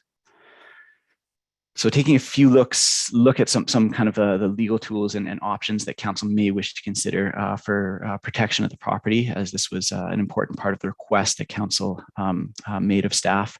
One reasonable option for protection would just be to simply wait for additional information and take no action at this point in time. This would require the district to continue working with the THC to determine what, if any, future development is feasible. This would require potentially some additional funding. My understanding is the THC is expecting some funding to be associated with MRDT for this year. However, it's still uncertain how much funding will be required to do a complete assessment of what may be feasible in the future. And then I think both staff and the THC agree that if this work is done, there could be a variety of potential development scenarios ranging from complete protection of the property and preservation of the natural green space to more intensive residential development, affordable residential development, and anything in between. Once these scenarios are fleshed out, they would then be brought back to the community for a more kind of fulsome discussion around community values and environmental protection and the desire for affordable housing and how to balance all those things as we move forward. A couple other options that lend themselves to protection would be changing the existing zoning to something less dense, so a very large lot residential zone. A covenant over the rest of the property would also be possible. This covenant could be held by a third party for additional protection in the same way that the district has a covenant over the Nutchuck's property, that's Monk's Point. Staff are not necessarily in favor of this just because it compromises the ability of the district to make decisions of its own lands. And this is one of the most important and valuable pieces of property that the district has control over. Parkland dedication through Section 30 of the Community Charter is also another option. This is a significant commitment by council, largely because it's a little bit more challenging to undo. It requires essentially a referendum or the assent of the electors in order to undo the parkland dedication, or the other option is through the alternate approval process. Either way, it adds an additional level of public consultation and process in order to undo that action. So it's a significant commitment from council while still retaining control over the land as district lands. And then the final option would be to, if council wanted to take some very significant action, would be to donate the remainder of the land to an outside organization with a strong preservation mandate. Again, staff are not particularly in favor of this option, as this land is very important to the community and would likely, the future of the land is likely best held with the community and the representatives of the community through mayor and council. I just want to touch on a few of the affordable housing implications before I wrap this up. Staff understanding at this point is that undesirable 351 Arnett Road does contain the most easily developed land for affordable housing in the district. I believe Mr. Scott touched on this in his presentation with some actual numbers outlining the impact of having readily available land that the district does not have to purchase as to the actual amount of affordable housing that can be built. And I think it's also worth mentioning at this point that staff, as in municipal planners, are not land development experts. So while this is our understanding at the moment, it's worth just adding a caveat that this is not particularly our wheelhouse, land development feasibility and economic studies. So we do rely on advice from the THC and general understanding of development, working with developers here in Tofino to kind of make these determinations. Though it is not something that's a particular area of knowledge that either myself or Mr. Rogers are experts in. Full protection of the rest of the property would make the district, it would be very challenging and likely unable to reach the affordable housing goals that are outlined in the OCP. And it's also quite unlikely that private development will provide the housing that's needed, particularly on the current OCP. And I keep mentioning the OCP because the OCP is quite restrictive as to where development should take place and what kind of development should take place. It's not as open-ended as previous OCPs were. And then the other thing that I just wanted to mention, I think Mr. Scott touched on it, but complete protection of the 351 Arnett property would be feasible, and meeting the affordable housing needs goals or affordable housing goals would also be feasible. Those things can happen at the same time. However, there's a significant financial element to that. And essentially one way to think of it would be that the district is paying to protect the rest of 351 Arnett Road, and paying to additional fees to develop needed affordable housing elsewhere. This is a very desirable middle road kind of option, but it's quite difficult to quantify at this time, and may pose a significant challenge to the district in the future. So to wrap up, some of the possible next steps, or what seems in keeping with our existing policies and good planning procedure, would be to continue to work with the THC to gather funds, to consider possible development scenarios, as has been mentioned. Once the technical work has been done, we would then be considering coming back to the community at large and having a fairly robust community consultation that would allow a much larger discussion of kind of the idea of community character, affordable housing, and environmental protection, and the trade-offs, for the community at large, but in particular for this property.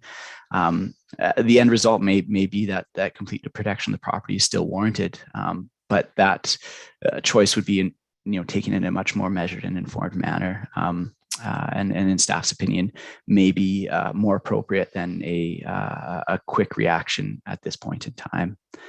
So that was a little bit of a lengthy presentation, so I'll stop talking now, but if there's any questions or comments, I'm more than happy to do my best to answer. Thanks. Thanks so much for the presentation, Mr. Thick. So we'll open it up for council discussion. Whoever would like to speak first. Okay, I see Councillor Chalmers, Marilla, Councillor Steer, and then Councillor Thick. Thank you, and thank you very much for your part, Mr. Thick. I really appreciate your suggestion, as well as Mr. Scott's suggestion about gathering further information and making an informed decision. I think it's a very, very large decision for council as well as the community to make. I think there's a lot of trade-offs and potential losses and benefits. And, while it would be amazing to be able to protect all those lands, I think the housing problem is not going away, and it's not a Tofino specific problem. It's not as easy as saying, well, more people can't move here, because it's provincial and national wide. So by tying the hands of future councils to something that is a problem that's not going to go away makes me quite nervous. But I do think, as you said, I think it's a good point that the district doesn't have, the staff don't have the ability to make the decisions on development. So taking the time to resource the THC and those that have the knowledge to look at, are there other options? Do we look at more dense places, maybe building up higher floors may not be ideal in the general population, but if it's saving trees, then maybe the community will be more likely to allow a 5-story, apartment or something like that. So being able to have these conversations in full and looking at what that future looks like, sort of the direction I would like to see us go. I'm curious to see what the rest of the council says. I don't have any specific questions, but I do appreciate that there's a way forward to have a very fulsome conversation on this. Yeah, thank you, Councillor Chalmers. I would just say one other note that I maybe should have made more explicit in my presentation is that the THC is hoping to receive some funding through the MRDT program. However, that may or may not be enough, depending on the quotes that come back from qualified professionals to actually do this work. There may be a further request to council for additional funding. That's not something that we need to discuss today, but just so council is aware, that may come to the table in a couple months from now, depending on kind of the result of MRDT funding and some of the other information that the THC kind of finds out regarding the actual cost of this sort of technical work associated with future feasibility studies of the property. Thank you. Okay, so I have Marilla next. Thanks. I have a bit of a lengthy thing here, and it's mostly comments. I appreciate Ian's perspective. I appreciate that your perspective seems to be based on Ian's and the THC. But I went through the V2A and the OCP fairly carefully, and I was impressed by what wasn't in your report. And one of the 4 sustainability objectives in the V2A is addressing the ongoing physical degradation of nature with an emphasis of using previously developed lands. And I'm actually reading this, that pertaining to natural environment, that we would address how the community will protect, enhance, and attempt to restore ecosystem integrity and biodiversity throughout Tofino and the surrounding area, with the understanding that nature and humans are not separate. Development goals specifically respect the inherent ecological and fiscal limits to growth within our community and wider bioregion. Ensure that development occurs within ecological and fiscal limits to growth. That happens again. Ecosystems and watersheds are healthy, flourishing. Biodiversity is preserved. The wilderness is protected. Parks, natural green spaces, greenways are abundant throughout the community and within neighborhoods. Interconnected well use. And Tofino's culture reflects all this. And it's specifically to business, it actually talks about addressing real fiscal and environmental limits to growth. And on that note, I just want to note that, if Mr. Scott has no other places to build, but he's looking at 4 or 5 or 3, 4 or 500 units, then I suspect that he's thinking of DL 114. That could be up to 1,500 people, not including private development, which I understand is in the OCP. But just a quick math, and within 8 years, if that was the goal, obviously unreachable, we would exceed our present wastewater treatment plant sewage limits. So I think, I understand the drive for affordable housing, but I think that really I would like to see this council discuss in a real manner limits to growth. And I think that it affects how we talk about where we're going to build. And I do think that, I could go on. The OCP specifically talks about focusing and prioritizing, densifying the village core. And that appears to be over and above prioritizing future homes. And I don't hear that from either THC or planning. And I want to note that I'm sitting right now on a municipal lot with a building that's old that must be demolished. It's gravel, it's surrounded by infrastructure and roads. It seems to me that somebody willing and able could find a way to develop this land, high densify. And I just want to note that, before the THC came about, Macola had a 35-unit low-income housing unit completely funded, as I understand it. So I think it's possible to look elsewhere. I think it's possible to actually look at the OCP and the Vision to Action carefully, look at downtown lands with an eye to actually succeed, as opposed to negate and go back to DL 114. I just want to say that. I'll close off by saying that we also have a fire department that needs to be replaced. That is a valuable piece of land. And if we're looking at a lengthy, ongoing plan of supplying affordable, low-income, dense housing in the village core, I think we have options. And I would like to see that explored. I would actually like to see that explored before financing the THC to further explore DL 114. And I'm not even sure that council has directed the exploration of the whole of DL 114 to this point. Maybe I don't know that, but it seems to me that just a simple designation of that as future homes does not necessarily mean that council ever wanted it all developed. And one final thing is that we know there is significant land transfer to TFN coming. Now, it might come in 10 years, might come in 20 years, but it will come. And we also know there's significant private lands that surround an increasingly shrinking forest. That is a gem, and I've said this before, and I do truly believe it, that the forest is a gem. And so I just want to say that again. I think this bears discussion. I personally would like to see this council or the next council develop parkland and save the forest, because I don't see it happening, and I see it clearly indicated in both the Vision to Action and the OCP. That's what I have to say.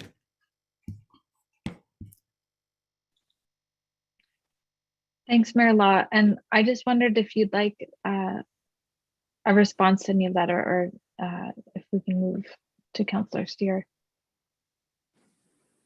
I was just making a comment. I wasn't really expecting a Great, yeah, lots to think about. Okay, thanks, Mayor Law. So Councillor Steer, you can follow that. Thank you, Chair.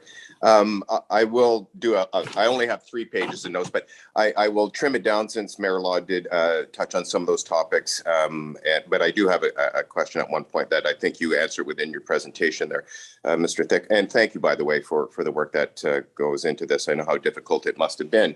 I will start with just noting that we just returned from ABICC, where Tofino's efforts in the area of affordable housing was noted on a variety of platforms, from workshops through to our resolution process. And we were, in essence, put on a pedestal for the efforts that such a small community is doing, and proportionately the number of affordable housing units that we are creating as comparison to almost every community on Vancouver Island. And I would extend that to the province. So just to say that our efforts should be applauded in the work that has been done, previous council and this council, to those ends. I did want to touch on through the OCP, which is one of the obviously policy documents that has a lot of influence on this. And as Mayor Law pointed out, there are some consistencies within there and within the V2A around the ecological significance and what that plays in our communities. But I did want to touch on specifically on the housing components, and in the growth management section, and I'm quoting mostly from your report, is the prioritization and the development in following order. And affordable housing is number one. And to that end, just as an example, and specifically on DL 114, we are looking at creating approximately 84, could be 86. I'll have to check my notes here again. So we are doing, I think, an admirable job on DL 114 of addressing those issues on that particular piece of land. We are not, I would say we have looked very carefully, and the numbers that are there are significant numbers, and I'll give an example of where that plays in. And so it also says in there, will ensure development restricts infrastructure capacity. And I think that was touched on briefly by Mayor Law in terms of, we know that there is an insatiable need for housing, and I don't know if it will ever be met. And that is something that we really do have to talk about. And there is a responsibility for us to fulfill some of that demand. And I think we are doing a very good job of that. And I'll just go down in terms of the numbers, as we go into houses and neighborhoods. And I just will quickly touch on in the growth management around the residential sector. We do know that this particular council has given permission to proceed on a variety of private sector development. Those have not come to fruition, but we as a council recognize that they're an important player, and they, if it does come to fruition, will bring a significant amount of housing units into the picture here, if they are to proceed. From the aspects of homes and neighborhoods, it was pointed out in the OCP that one of the goals is 130 residential units in the village and future homes from 2021 to 2025. With the amount that we are putting in the future homes with our development at DL 114, that is well over 50% of that total. That is just from the District of Tofino, the Tofino Housing Corporation's work. So I just want to point that out. We are meeting and I would say exceeding the numbers that I feel is the responsibility of the District of Tofino. And we are delivering on that, and the stats pointed out and based on our OCP. I won't go further on into natural environment, et cetera. I think that's been touched on already. But I did want to touch on in the affordable housing implications within your report. And you did allude to it that district staff are not developers, and that is not their wheelhouse. And I respect that, because my question was very directed to that, because in your report, you did mention that while the district owns a variety of lands throughout the municipality, none are financially viable for the development of district-led affordable housing development than the subject property. So I was going to ask you where you came to that conclusion, and because I would assume then that there was a comprehensive assessment done and that a financial analysis on each one of those was done to determine that viability. So thank you for partially answering that in your verbal report. But it does strike me that we don't have the expertise, as you pointed out, and that, as pointed out by Mayor Law, there are potential, I can think of some district-owned lands, and I'm sitting on them, as he pointed out, and there are other lands that had been talked about, for example, a library facility that we had looked at in the past that were district-owned lands. So I do think, and I will very strongly support the option of looking at those already developed lands within that downtown core area. And I highly support the densities that we need, that will have to be taken care of if we are going to be protecting or preserving other areas of land. So we have to, we can't have everything, I don't think, but we certainly have to look at that density question without question. I'll leave it there. There is a lot more, another couple pages, but I'll leave it at there. And if you did want to respond to the affordable housing implication option, you did touch on it in your verbal report. But if there was more to add, I'd like to. If not, don't worry. Yeah, certainly. Thank you for the comments, Councillor Sierra, through the chair. I would say the information that we have based on the viability of developable properties owned by the District of Tofino comes largely from the THC. And I know that may not be a very satisfactory answer. However, I think it is worth remembering that the THC is essentially a corporation owned by the district and has been developed by the district to do work for the district. And so there's a certain level of trust kind of inherent in that relationship. And so when the THC represents the THC and then can kind of come forward to district staff and outline the work that they've done, and kind of inform us that in their opinion, the most feasible place to put additional density is on DL 114 versus sort of the parking lots and the area where the municipal office is, which I would certainly agree with both Mayor Law and Councillor Steer that I think those are really prime places for redevelopment. And I think that may be a very useful opportunity for the district to explore in the future. And if it allows for additional preservation of District Lot 114, then certainly staff are no problem supporting that. The reason that I kind of made that mention about the DL 114 being the most financially feasible option for density is based on information that was provided to staff by the THC. However, I think it's also worth mentioning that this idea of limits to growth is something that is very regularly discussed by staff. And you know, if we snapped our fingers and had 400 affordable housing units somewhere in Tofino tomorrow, I'm sure they'd be filled up, you know, by the end of the week. There's no limit of people that would be very happy to move here, and there's plenty of jobs. And so there certainly is a much larger discussion. And I think this report and what we're talking about today is maybe one small introduction to that. And the idea, at least from staff's perspective, would be to use future community consultation informed by maybe additional studies, funded by the THC through MRDT and potentially through some additional funding from the district. And those feasibility studies could take a much closer look at the municipal lots, owned within the village core. As well as additional look at that DL 114.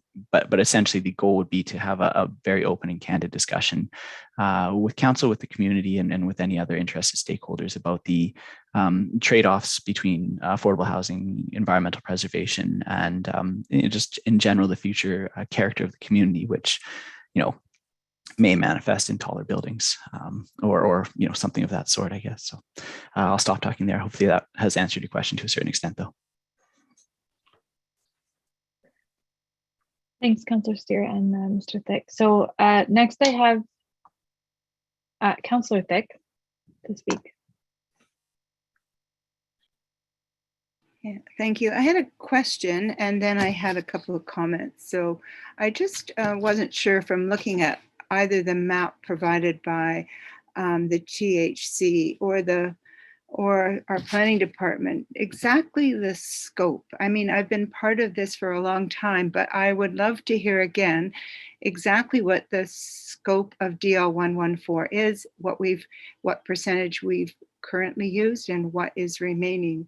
So I understand more fully what the potential for this land is. So that would be my first question. Does anyone have the knowledge for that? Through the chair, I can speak to a little bit of that. Currently, the size of 351 RNet, which is essentially the remainder of DL 114, and this is after the subdivision of the current THC development on there, which took up somewhere between 4 and 5 acres. I can't remember the exact number. Is approximately 40 and a half acres. So there's about 40 and a half acres of land still there. Largely, it has not been. It's largely untouched, largely greenfield, excepting kind of the area where the bike park is and the community hall and then the associated parking and trails.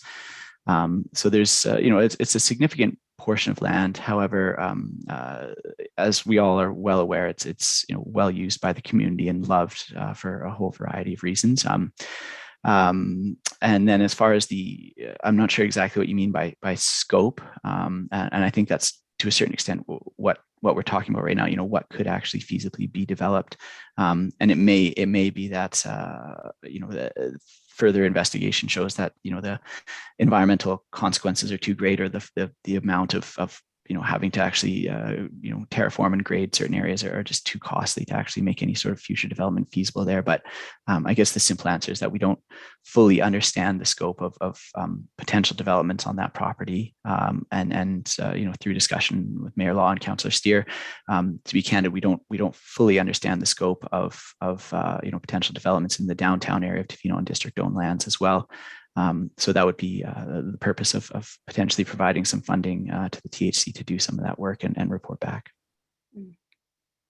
Yeah, I think that helps a lot because I'm sitting here quite gobsmacked at the, I did not know that we had 40 and a half acres, to be quite honest. So that gives me a little bit more perspective. And one of my concerns that I wanted to speak to council about is just, when we do housing, we can't just, and I've said it before when we talked about the possible new rec center, we can't just plunk something down without those supporting amenities in our community that are going to be able to support all those people. Do we have space in our hospital? Do we have the right space in our school? Have we approached School District 70 to see if they can match what we are proposing to do? How is the bylaw situation? How are the roads? How is the water situation? We have not received a recent water report, for example.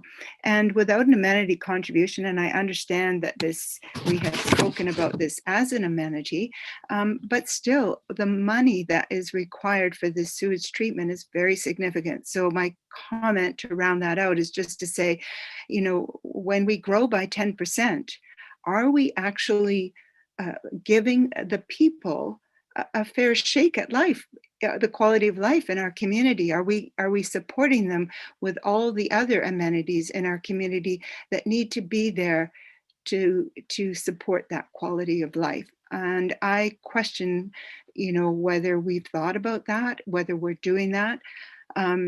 So, are we growing with respect to the people that we're going to situate in that place?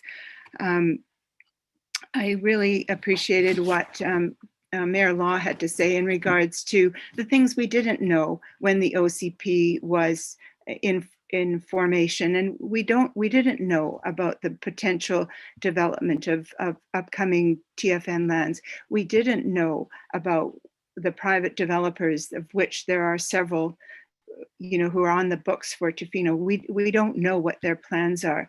And I would say that we need to take that also into consideration in terms of the whole picture. I also, hear when we add up the numbers that we're very close to 100 units. And from what I understand, we have about 1,200 homes in Tofino.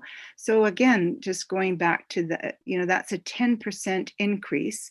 And that is a lot that we are taking from, that is a taxpayer's, they are paying for that, in one way or the other, through amenities, through increased water, sewage, all of the things I just mentioned. So I think that when we are saying that our goal is 130, but this constitutes 100, what about those private lands and the TFN lands that are going to very soon be coming at us? And they can do what they need to do in the next year as well, but will there be the water? Right now, I think we've emptied the piggy bank maybe for that. So I would like personally to kind of stop and assess what, you know, when we build this out, I would like us to stop and really assess the impact of not just the ecological impact, but the impact to our whole community. And are we able to grow sustainably with those amenities, supporting the people who we are going to put in those houses? So that's my feeling. I really I hear the letter writer's concern and the petitions, and I also understand that tension between the need for affordable housing. But once we cut a forest down, we don't get it back. And I feel if we were to determine in short order how this 40 acres would be used, I think it's very short-sighted to me. When I hear that, I feel that I want to lean in towards this parkland designation or A3 designation, because there's so much I don't know. As an elected councillor and on behalf of the taxpayers of Tofino, I want to stop and think and assess what we've done, what the financial impact is, what the ecological impact is. And as Councillor Steer said, just this past weekend, we were able to talk to other communities where they had built out a very big section of land, and I referred to Port Alberni in this, where they said that there was, I think, about 500 units built over 10 or 20 years, and the impacts from that, this councillor used the word ghetto. I'm not trying to reiterate that here, but I'm just saying I think we need to be very careful of that massing of housing in a very small, ecologically fragile area. And so my sentiment is that we need to stop and pause and really see what the outworking of our current plans are. And I, for one, don't want to empty the piggy bank all in one fell swoop here. So that's my cautionary tale, and I would be happy to put a pause on where we're going right now. So I'll stop there. Thank you. Thank you, Councillor Thick. And I have Councillor Anderson and Councillor McMaster, and then I'll say something after. Yeah, where to start? I guess this is really one of the biggest decisions facing council. And despite the fact that there's been, well over 20 years of planning and OCPs around at least part of District Lot 114, I think there's more work to be done there. So in the report that we got today, I support making a more informed decision and doing a little bit more of an assessment of this piece of property. Not all of it, I think, is really suitable as parkland either. So there's part of the land is where the community hall is, where we're thinking about future recreation opportunities. Part of the land will be impacted when the liquid waste project is done, and there'll be an outfall constructed and pipes laid through that area. So there's a number of competing interests on that land that I think need to be detailed a little bit better to allow for an informed council decision, rather than just saying, well, it will all be protected or will all be developed. It's not, I don't think it's as simple as that. Even the development plans that have been laid down so far have identified lots of lands that are completely undevelopable. So what roughed out draft form kind of plans that Ian showed us earlier in his presentation have left areas where, you know, development isn't suitable, and a lot of the land is not suitable for development. So what I've sort of seen happening is a little bit of sort of long-term planning. When we built the trail through from Industrial Way to the community hall, it was thought of as one time that could be a corridor for infrastructure, such as this link to from the outfall to the liquid waste management plant. And then the community hall was there, and then Leighton Way and Peterson were district developed lands. So it's sort of been done piecemeal without that sort of overarching view of the whole property. And even before that, District Lot 114 at one time had the lands where the school is now located. And I think even on the other side of Neil Street or Gibson Street across from the school were also district lands that in the 70s, those were affordable housing units developed under the old AHOP program. So, you know, that it's sort of been chipped away at this piece of property as opportunities became available, and that kind of overarching development strategy for district lands has never really been fully put in place. Even the current OCP has sort of just said future homes, sort of undefined exactly where. So as far as the planning on this piece of property, and I'm all in favor of increasing the parkland designation. I'm not saying that the planning should be driven by the housing only. But I think that those things need to be looked at. I also appreciate the comments by Mayor Law, and I think supported by a couple other councillors, Councillor Steer and Councillor Thick, that there may be other places that could be of interest in developing affordable housing. Another thought that occurs to me that I wouldn't doubt if where Mount Colnet, the seniors housing that we do have, was also part of district-owned land and maybe given up at one time to allow for some senior housing here. And I'm not sure if that's a potential in the future for maybe more senior housing or something like that. But anyways, what I'm saying is there is a long history of using district land for various needs of the community, including our community hall and our school and future rec opportunities and parkland and trails. So I'm trying to see it in the big picture and how it's just sort of been developed kind of piecemeal, and it needs a local area plan. So that's why I'm in support of the idea of looking into it, spending a bit of money to get some planning done on it, and not just jumping straight to the rest of it will be parkland, whether it's good parkland or not, or whatever. And then what does that mean in terms of other infrastructure needs if we give it that dedication? So the other thing that is coming up in this discussion is the whole idea of growth, how much we should grow, how much we can grow. And I think that's another conversation separate from this. And it should be maybe developed or captured a little bit better than it's currently laid out in the OCP.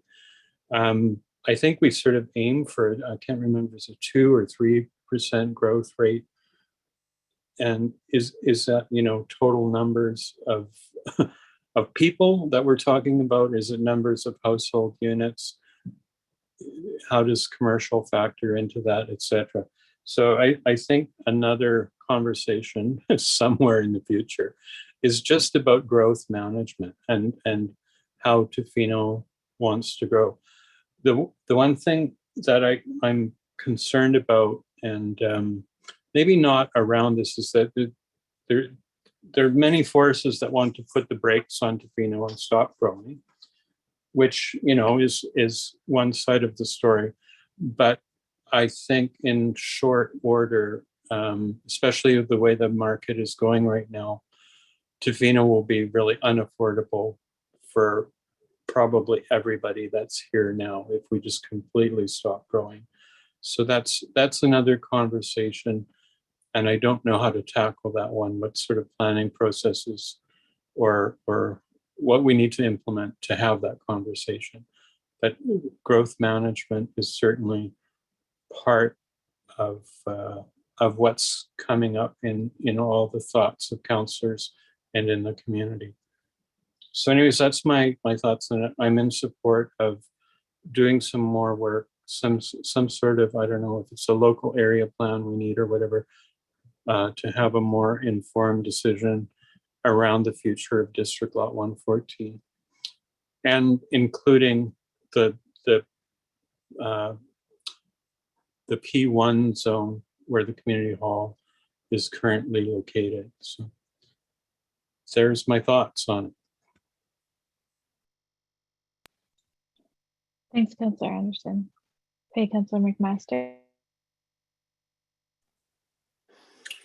Yeah, Councillor Anderson has just said a lot of what I was going to say.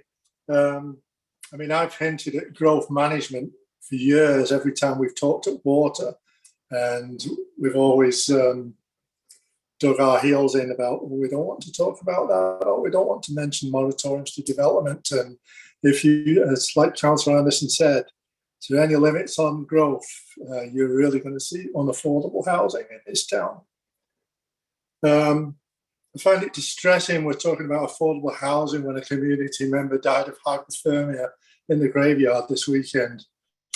There's still a lot of people living in the bush. Sharp Road was oversubscribed. I fully envisage DO114, when it's built, it's going to be oversubscribed. We have a problem now we have to solve. We've got to carry on with DO114, and this problem is going to continue to grow like it is around the world. We don't just raise money overnight to do these things. I think once we complete this phase of DO114, the powers that be, the provincial and the federal governments will say we've had our chance, and they'll sit back and give money to someone else. So it's going to take time for anything else. I'll look at from the topographic maps, the few feasible places left to build. It's not very much. You're going to have 50 to 60% of DO114 be untouched. Mayor Law, I suggest you get your facts straight about Nicola, because you're completely wrong on that, but we can discuss that some other time. I would say if the district wants us to give us some flat land behind the town office, we'll jump on it, just like we jumped on Sharp Road when we had the chance. That wasn't even in the affordable housing picture at one time. We were all concentrating on DO114, and Sharp Road came up, and we switched horses really quickly, and we got Sharp Road done. So yeah, please, take 40 acres from DO114 and give us 40 acres of flat land. We'll go. You've got a big problem. And I'd say don't hamper this council, THC, and future councils in the community by putting any restrictions. Let things develop, work with THC and the community to see what we want to do, and do some more studies and some more planning. That's all.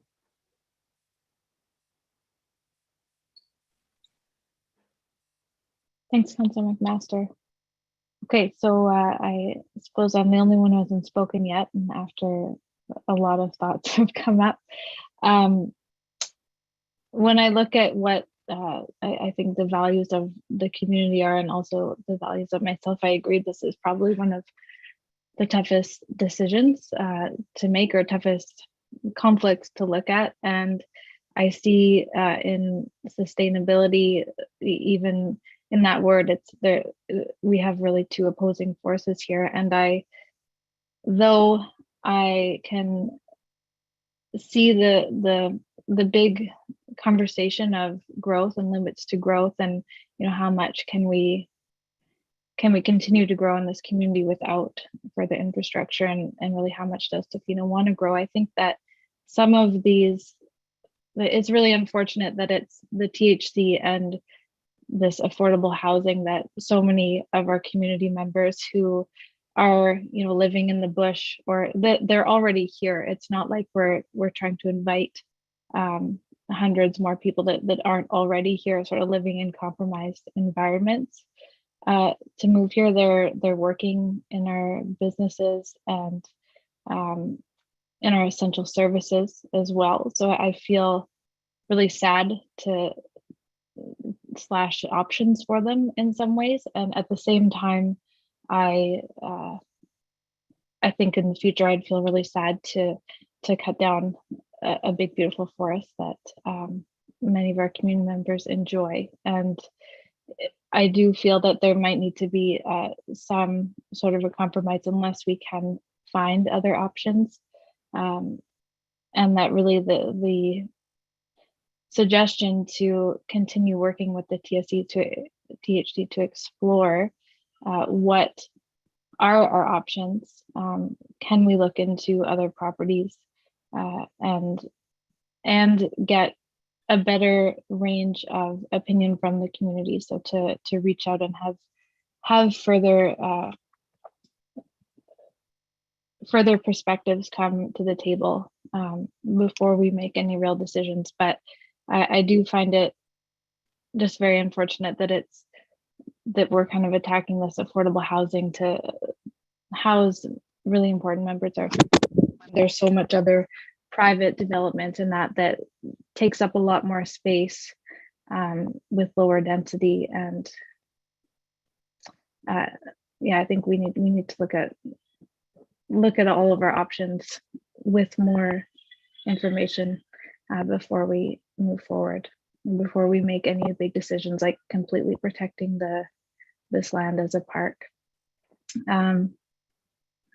Yeah, and I think that as far as everything else that's been said here, I'll leave it at that for now.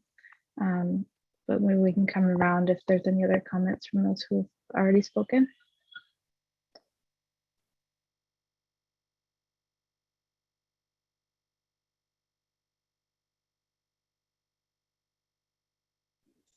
Go ahead, Councillor Steer. Thank you. Yeah, there seems to be, and I'm not sure where it's maybe coming from. I have never perceived that there was a rush to do one thing or another at this point in time in terms of preservation, or so I'm not sure where that's being driven from. I highly support the recommendation that staff has brought forward in terms of looking at the options of in supporting the THC and those options of looking at other lands.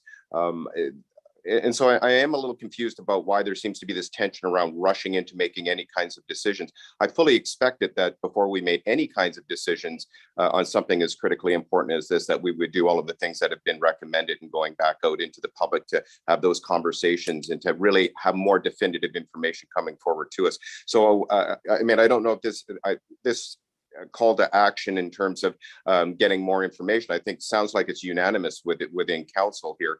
And so I don't know at this point in terms of, and I'm looking for, I don't know if Peter's still on, but you know, if there was direction that he was looking for in terms of moving forward from a committee of the whole discussion. And so I would just put it out there that to the rest of council that I fully support the recommendations of moving forward in that aspect. The financial end of what that may cost, as Mr. Thick brought forward, that may come a little later because we don't have all the information even on that end about what sort of finances that we have available to us to encompass this work.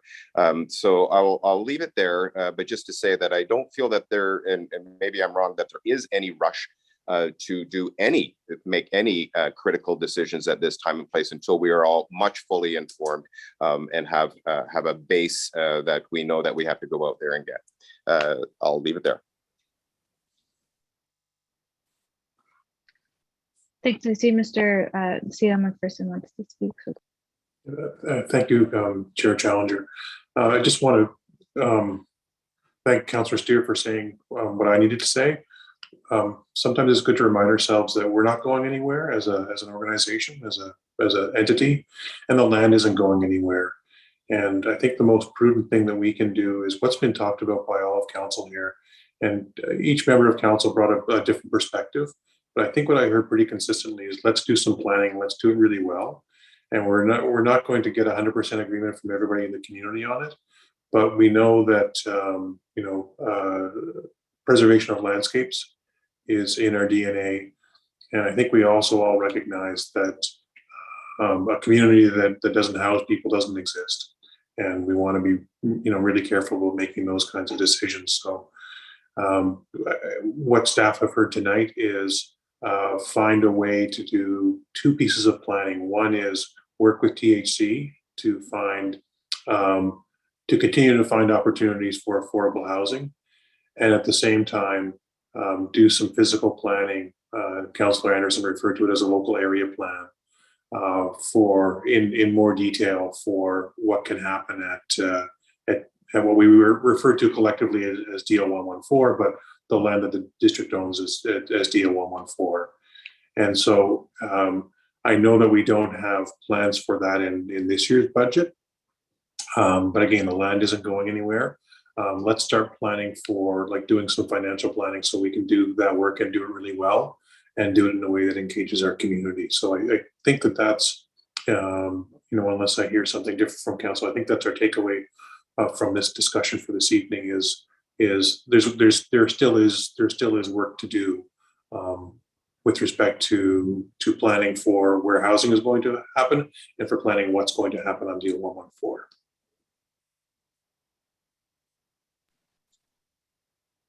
Thanks for that clarification, Celia McPherson, and Councillor Steer for bringing that up. So at this point, is there any other comment or direction that council wants to see other than the direction to continue to receive information and further consultation? Councillor Anderson, you have your hand up. I'm satisfied with at least if what Mr. McPherson just said is the takeaway from our discussion today. I'm satisfied with that. That will be staff will come back with some ideas about how to do some higher level planning around this. And what I kind of hope to see, and I think with my discussions with at least the mayor, is a little bit broader kind of thinking. We are thinking about District Lot 114. It's been in our OCP for a long time with that designation, and that's been vetted with the community.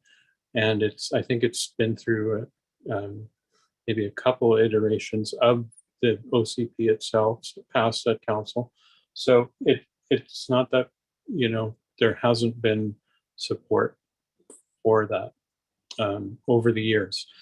But having said that, I think we need to do better work on identifying any other possibilities that might be out there that we've overlooked, and also take into consideration what might happen in the private sector.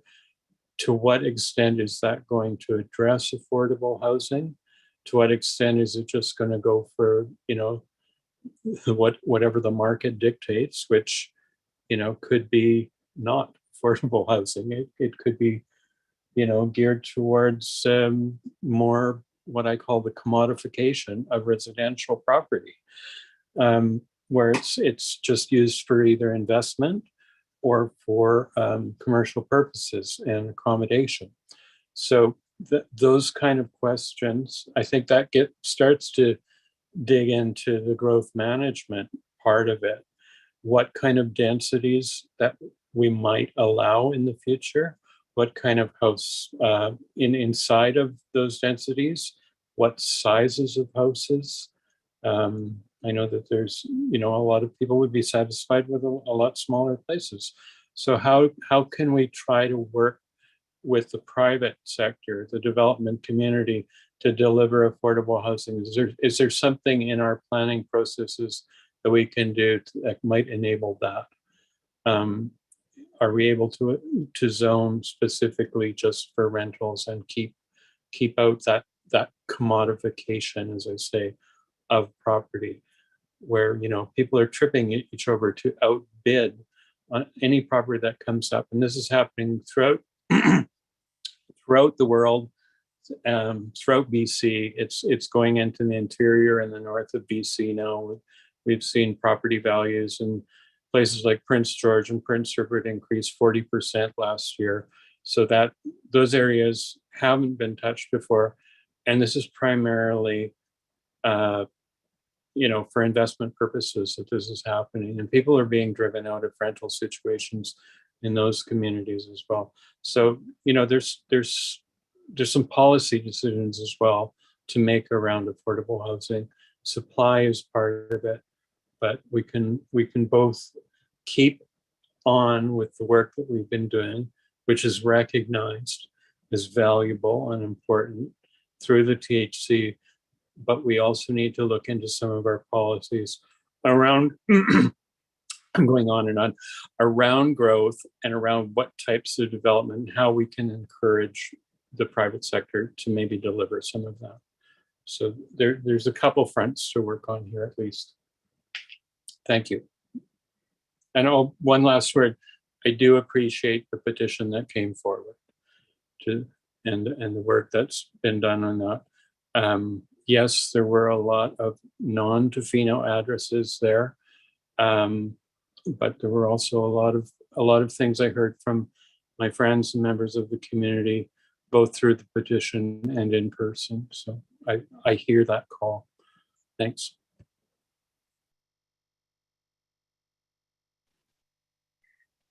Thanks, Councillor Anderson. I echo your last point as well. So I don't know if are there any other further comments from council? Okay, so if I understand correctly, then we will be going with the first recommendation from staff to essentially do nothing at this point. Go ahead, Mr. Thick.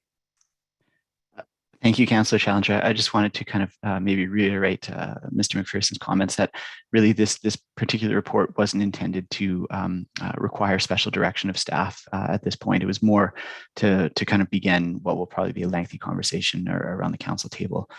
So I don't think any specific direction or resolution is required. It's more just to keep council abreast of the situation, respond to a resolution that was made about 2 years ago, and kind of keep it alive in everybody's mind, so that we will be continuing to work on this obviously complicated and ever-evolving problem. Thanks, Mr. Thick. I appreciate all the work you've done on that. Okay, so moving forward, we do have another report, and that is item 8.2 on the Recreation Commission to Committee report from Corporate Services. Yeah, Councillor Steer. Yeah, I just did note that on 8.1 that there is a recommendation that council receive the report for information and discussion. I didn't know if we wanted to make that motion. I can make it, can be seconded, voted on. Sure, go ahead. I'll make the motion that council receive the report for information and discussion. Okay, seconded by Councillor Chalmers. All in favor? Motion's carried.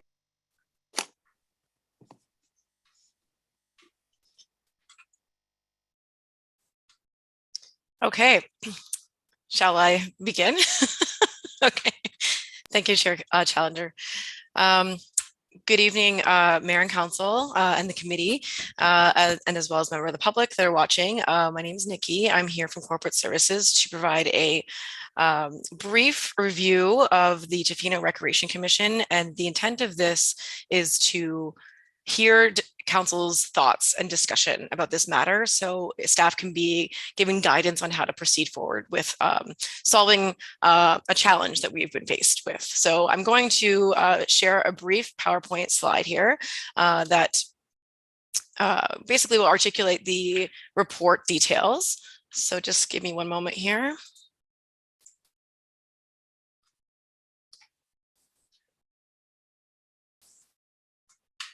Okay, and I'm assuming that's a proper screen. Okay, so moving right into this, because I know we're getting a little later in the evening.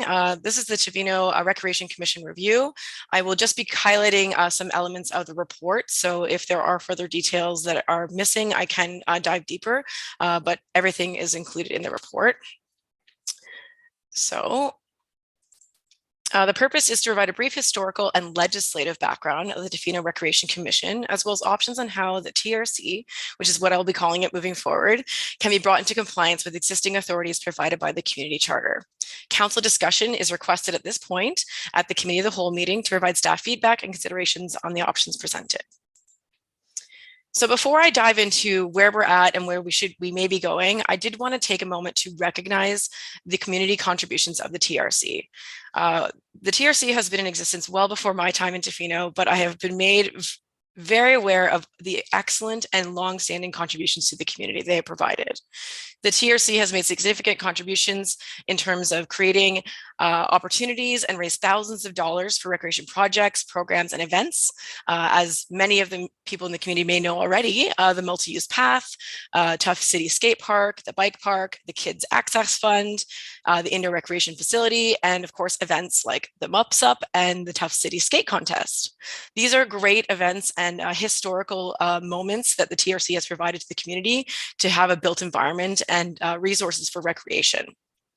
This involved many volunteers, hundreds of hours, and through a passionate and dedicated group of residents. Years of work have been contributed to this group. So with that in mind, this is how we would like to continue to have some kind of advisory function with the TRC. The background of the TRC legislatively is that the Tofino Recreation Commission was established by bylaw in 1996, and that was under Section 618 of the now repealed Municipal Act. So today, we still have the TRC under an outdated bylaw, which needs to be addressed. So the TRC's bylaw has a terms of reference, which dictates the duties, powers, and the functions of the commission. And note that most committees we have today have a terms of reference and are appointed by council. They're not called a commission, and they're not operated by a bylaw. So since 1996, when the TRC's bylaw was last updated, many legislative changes introduced by the province, as well as organizational changes at the district, which is the separation of the parks and recreation departments, have caused some misalignment of the duties and the roles of the commission, prompting the commission members, staff, and council representatives to ask corporate services, why we're here today, assistance in reviewing the commission and how we can proceed. So a brief policy review was instigated by corporate services, and we identified that the TRC bylaw is out of date and non-compliant with the community charter authorities for commissions while referencing repealed legislation. While the powers and duties of the TRC may have been necessary at its outset when it was originally created, they are currently not practiced, and many of these functions are part of existing staff duties today. The current district organizational structure, like I said before, the separation of parks and recreation departments has also made it difficult to align the responsibilities of the TRC with the existing responsibilities of staff. And then also the TRC bylaw requires that the TRC be provided with the opportunity to review all plans for the development of parks, playing fields, and recreational or cultural facilities prior to their consideration by council. So just to be clear, and for anyone watching today, there is a distinction and a difference between commissions versus committees. We find this in the community charter.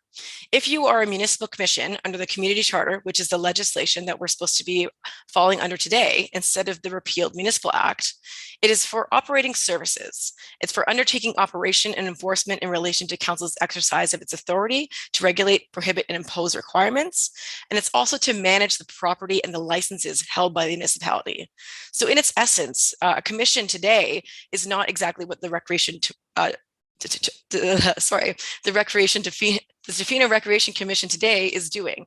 What the Tofino Recreation commission today is intending to do is be an advisory function to council.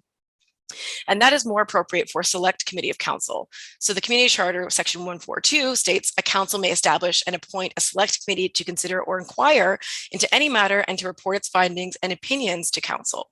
At least one member of a select committee of council should be a council member, and subject to section 2, people who are not council members may be appointed to a select committee. So that's the means that a lot of local governments are moving toward. Instead of using commissions, they have moved a lot of the advisory functions to committees. Commissions are also historically operationally based, like I said before.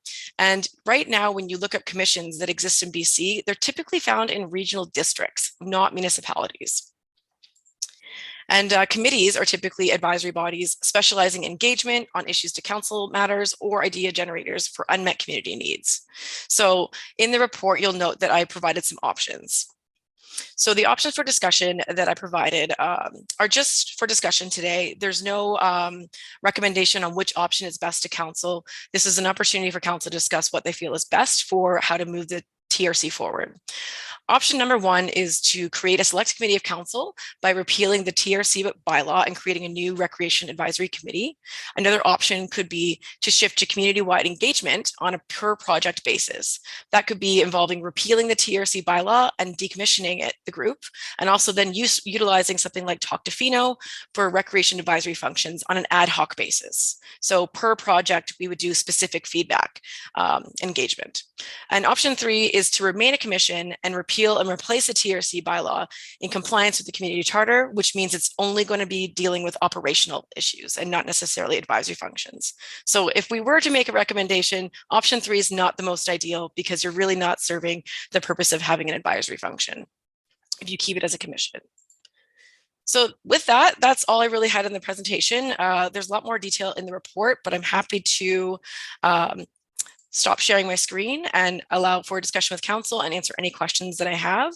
I also note that the manager of community sustainability and the manager of public spaces, cultural and initiatives is here as well. And they have a dedicated history of working with the TRC. So they're here today to support and answer questions as well.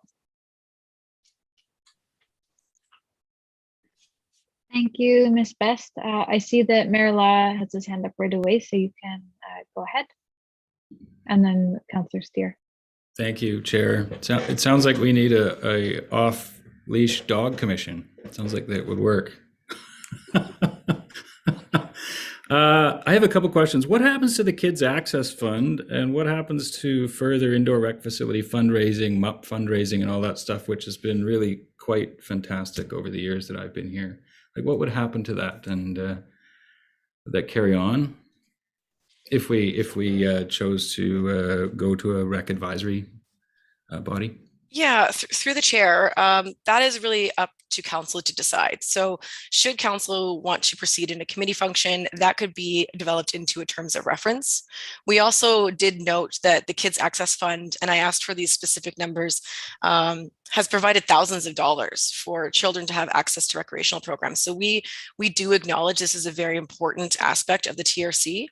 And we do have some existing functions today, and I note that the other two managers have turned their cameras on so they can add more into this, that we do have existing committee functions like the EACH committee, which administers council funds as well. So I did speak to the director of finance and just wanted to confirm how the finances work for the TRC and how is that separate bank account in alignment with what we do already. And she reported that the financial statements do include the TRC bank account and the funding.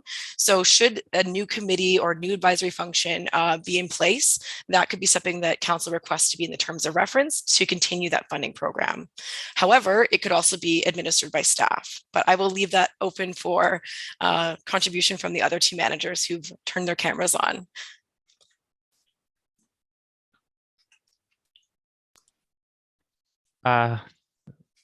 Thanks, Ms. Best. Good evening, Committee of the Whole. We've talked a little bit about what would happen with the Kids Access Fund between myself and the Manager of Public Spaces, Cultural Visitor Initiatives, and the Manager of Corporate Services. And we think what would probably happen with the existing funds is that they would be most likely, and again, I don't want to check in with Director of Finance, but move those funds into a reserve account for the specific use of supporting youth and children who have don't have the same opportunity as other people due to financial reasons. And it would be a GL that we could potentially begin to start funding ourselves through taxation or through a granting program, so that it would be something that would continue for a while. In terms of fundraising for something larger, like the indoor recreation facility or the skate park, we think there is enough community organizations out there, or new organizations that can be formed, such as the Tofino Enrichment Society, that actually serve that function as fundraising. The Rec Commission doesn't actually it can help organize some ways, but it can't actually hold the funds. And so when the Rec Commission does fundraise, it uses something like the Enrichment Society to actually have that money transfer from a society to whatever project that we're working on. So I think we could wrap it up and maintain the same services that it currently provides for us. It would sort of complete this evolution of the Rec Commission from a commission to a fully functioning department within the District of Tofino. Is how I see it. It's that last little leftover piece that we could absorb as we've absorbed all the other aspects of that commission over the years. I don't know if Ms. Vermont has anything else to add, or. I think you answered the question sufficiently. Thank you. Thanks, Mr. Rogers. So Councillor Steer and then Councillor Anderson. Great, thank you, Chair. Thank you, Ms. Best. First of all, that was an excellent report with the options laid out. And I also want to thank you. After many years on the Rec Commission and serving on the executive for most of that time, I do appreciate your comments around the contributions that the Rec Commission has made to the quality of life in Tofino, and almost specifically for mostly youth, but for the broad sector of the community. So I thank you for that acknowledgement there. Mayor Law had asked the question in terms of some of the options that were presented in terms of the financing. How would that carry over? So those are sufficiently answered. The one question I did have surrounded option number one. I'm very supportive of actually option number two with the public engagement aspect. And the reason I say that is because with the option number one, I would need a lot more information, because I would like to talk to staff who are presently responsible if they had identified any gaps and where there would be a use for an advisory committee in this particular, and as I believe the Aaron had pointed out, that they have absorbed many of the aspects that the commission has previously done. And so I would ask the question to staff first to help me decide in which direction I think might be best. If there were identifiable gaps in there, and where an advisory committee would be of value to staff and to council for that matter, but specifically to staff in this particular question. I'll start with that question. I do have a follow-up if that would be okay.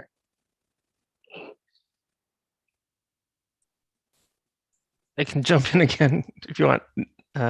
What's best? I found, to your point, Councillor Steer, I found this a really interesting and well-written report as well. And the way that I approached it was actually that Ms. Best, wrote the report, and then Ms. Vermont and I looked at it, and I was actually really impressed with how it was presented, and found myself really gravitating to option two as well. I'm not sure if there's any gaps right now, and I'm not sure if we create another committee to replace this right away, whether that committee is going to have a lot to do on a day-to-day basis. I am sensitive to the fact there are people that have, volunteered to be on the current commission, and there may be some desire to move forward to that. But apart from that one aspect, I think the idea of doing this on an ad hoc basis through something like Talk Tofino and potentially as we get back to in-person consultation might be a more efficient and a way to bring out more passion in events, because you'll find the people that are committed to a certain project versus 10 different projects. So I think I would echo your comments about option two seems like the right fit to me right now. Thank you. And if I could have a follow-up, or would you like to? It is related to the question that I thank you. the option number 2, I think was laid out fairly well, but could be even more succinct in terms of the ability where those ad hoc opportunities could be available to the community through the Talk app that we have, and the ability to very laser focus where that might be necessary, and it could be at the request of council, or for that matter at the request of staff. So I did see it as a very good fit, one that would take care of most of the community engagement needs in a very succinct and I think a very open way. I guess there wasn't a question there in the end, but Thanks, Councillor Steer. So I have Councillor Anderson and Councillor Thick as well. Yeah, I'd also like to acknowledge the great work that the Commission has done over the years. And as I recall, it was set up as a commission, I believe, so that they could have a bank account and a fundraising function, and to be able to have a say in directing some of that funding. I've heard from current members over the past few years, and they really, some have felt that they don't feel fully, I think, supported by council. They feel like everyone there has a passion for advancing recreation opportunities for the whole community, but feel like they're not quite there. So I'm wondering if there's something that needs to be done with our rec master plan. Are we not paying enough attention to that? How does that piece sort of fit in to the function of the commission? But anyways, those are some of my preliminary thoughts around it that I'd like to delve into a bit more. What I'm really sort of not wanting to lose through this whole process is that great energy and volunteership that has happened, and the passion for advancing recreation in our community, and for all ages. So I just getting rid of it and going with option 2, where we sort of consult on individual projects. I hope we don't lose that. I think that's the fact that there are 10 members on this committee speaks to the amount of interest there is in doing something to get some recreational, particularly a facility where things can happen, get that on the ground and working for us. And that's what I've heard from some of the members. So I don't know really where to go with this. I want to hear from other council members, but my biggest fear in sort of tampering with the whole thing is losing that great passion and energy and volunteership of these committee members. So I really want those people that come forward to feel supported by council, to feel like they have a task that they're advancing on behalf of the community that they can really get behind. And I recognize that maybe the establishment bylaw for this commission is out of date and we need to move in another direction. But there's kind of 2 parts to that what the commission was doing. And one was the whole fundraising and directing things towards projects that they really got behind, like the skate park, like the MUP, like the program for to fund kids in recreation opportunities. And I think that's a really important thing. But then the other thing is sort of just advising council on our whatever, any rec programming and facilities. So which pieces do we want to keep, or do we want to sort of separate that fundraising thing out with the Tofino Enhancement Society and then redefine a committee that might take on some of the advisory and you know, planning around you know, what's in the recreation master plan, and having some functions that they can move forward on. So those are my preliminary thoughts. I hope that makes sense. I don't want to lose that great energy that's gone into this, and we've got to keep that alive, no matter what we do. Okay. Okay, so Councillor Thick, and then Councillor Chalmers, and then Mayor Lowe. Yeah, thank you, Councillor Challenger, and I really appreciate your words, Councillor Anderson. I'm, you know, at this point in the life of the commission, you know, I really appreciate Miss Best, and we went with a problem, and she helped us sort us out. So I think that this has been 6 months in the making of this little report, and I really want to say that I appreciate that. I didn't realize that it was out as the current liaison between council and the rec commission.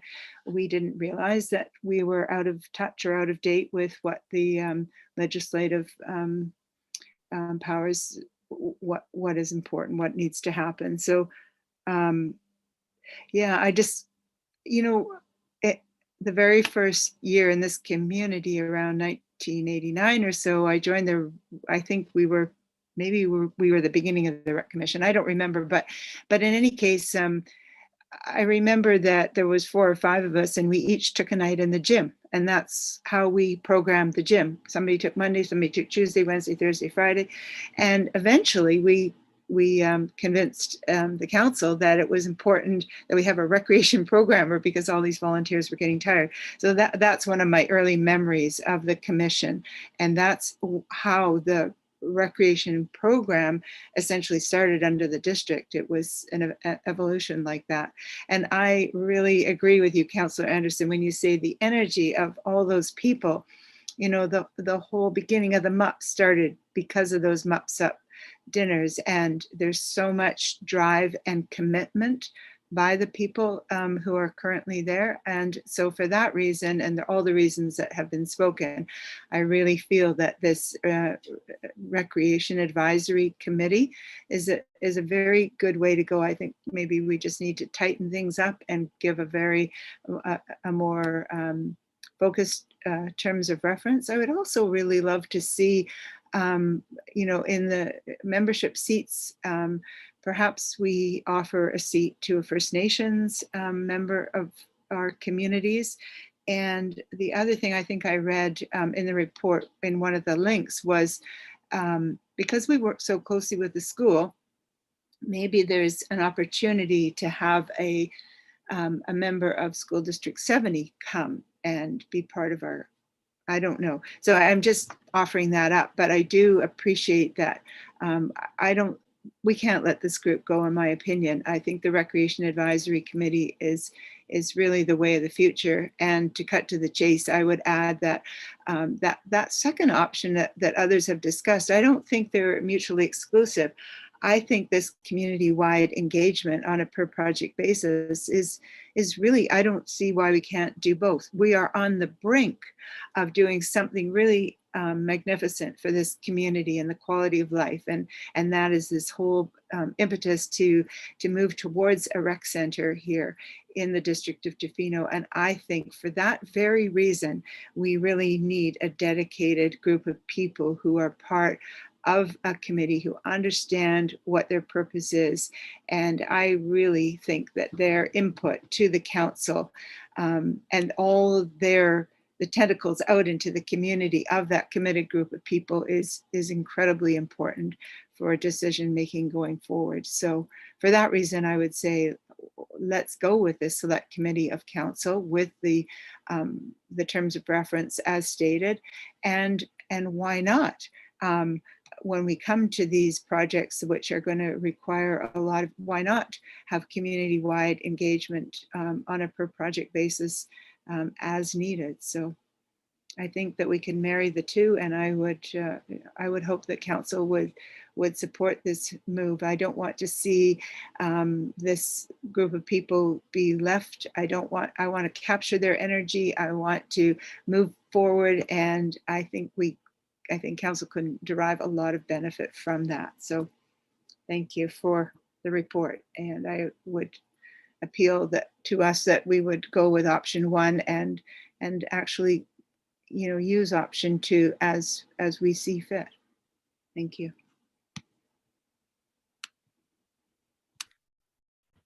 I'll keep this short because a lot of words have been said already, but I completely agree with Councillor Thick as well as Councillor Anderson. I like option 1. I think a lot. I wouldn't want to lose what's gone in with the volunteers, and not just the volunteers in the rec commission, but also all the volunteers that they bring in for event specifics and the energy there. And I agree with Councillor Thick in that option 2, the Talk Tofino, really enhances the abilities. So in your words, tightening it up and having a clear mandate, I think will reinvigorate it. And I'm in support of that. Mayor Law and then McMaster. Great, thank you, Chair. Councillor Thick won me over fully, completely. I just had a meeting with Chief Councillor Thomas George and Jim Chisholm, the manager, and I asked them the top thing that they were concerned about, and they said something for the kids to do, recreation. And I told them about our upcoming gym possibly, and they were very, very excited. I really love the idea of including TFN in this somehow. So that was my vote. Number 1, get TFN involved, and I think it could be very good.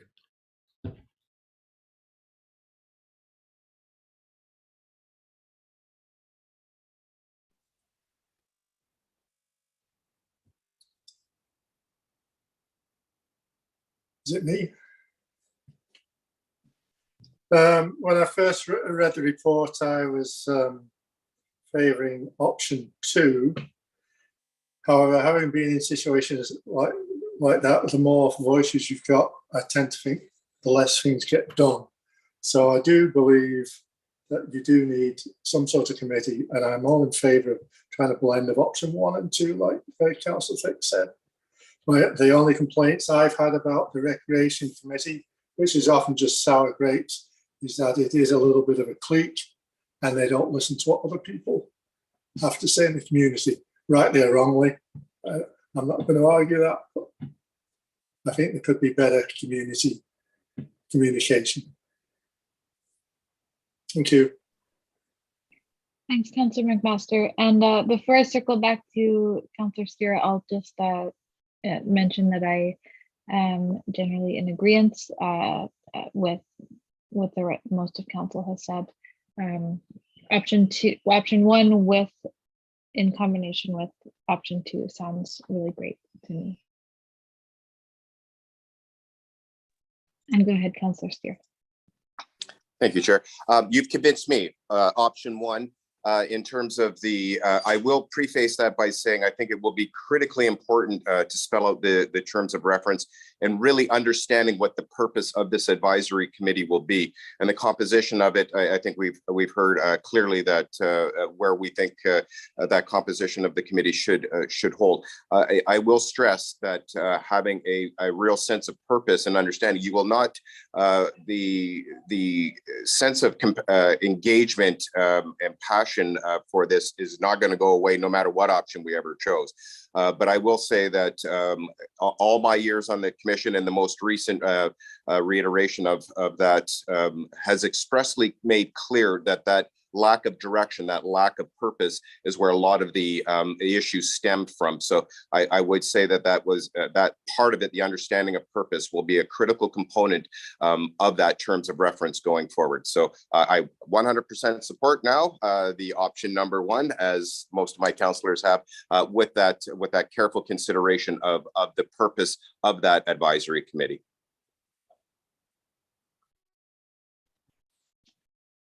Okay, thank you. So is that enough then, Ms. Best, for me to move that recommendation? Or unless there are any other comments? Okay. So I will go ahead and move the recommendation that the April 4th, 2022 Recreation Commission review report be received for discussion and referred to staff to report back at a future regular meeting of council. And can I have a seconder? Seconded by Councillor Steer. All in favor? Okay. And item 9, do we have any, oh, sorry, Councillor Thick, did you have a question? Just wondering if we should be more specific. I'm looking towards Ms. Best. Is the discussion clear, or would you like us to make a motion in favor of the options you've presented? Through the chair, I think the discussion was sufficient enough that option 1 is what I will be moving toward. It's the recommendation coming back to council with clear direction of a distinct purpose, including additional seats that are dedicated to individual groups, as well as looking at what hybrid options are to include on Tofino. So maybe there are options that we can explore with Tofino, whether the Recreation Commission or advisory function group in the future has its own dedicated page. We could do things like that too. So there are many options, and this discussion was very, very helpful. So I will refer back to the other managers as well as our Director of Finance to discuss how we can address the bank account, how we can address the advisory function, as well as researching and looking at the other municipalities' terms of reference for the recreation advisory groups that I provided in the appendix. So if that is sufficient and that if I've rounded that off, I will proceed and I don't need a recommendation. Thank you. That's great. Councillor Anderson, we do have your hand up as well. Yeah, I just wanted to sort of a quick idea occurred to me. I think it has 10 members, and we're looking at making the membership smaller. And I think that that was some of the feedback that we got, that it's not as functional as it could be because of the number of members. So I'm just thinking in terms of some of those people that are out there that want to volunteer for this committee more than all the other committees when we put a call out, if possibly when we draft the terms of reference, that we give the committee the power to establish subcommittees around certain projects or something like that. If that, does that make it more confusing or water down the powers of the committee?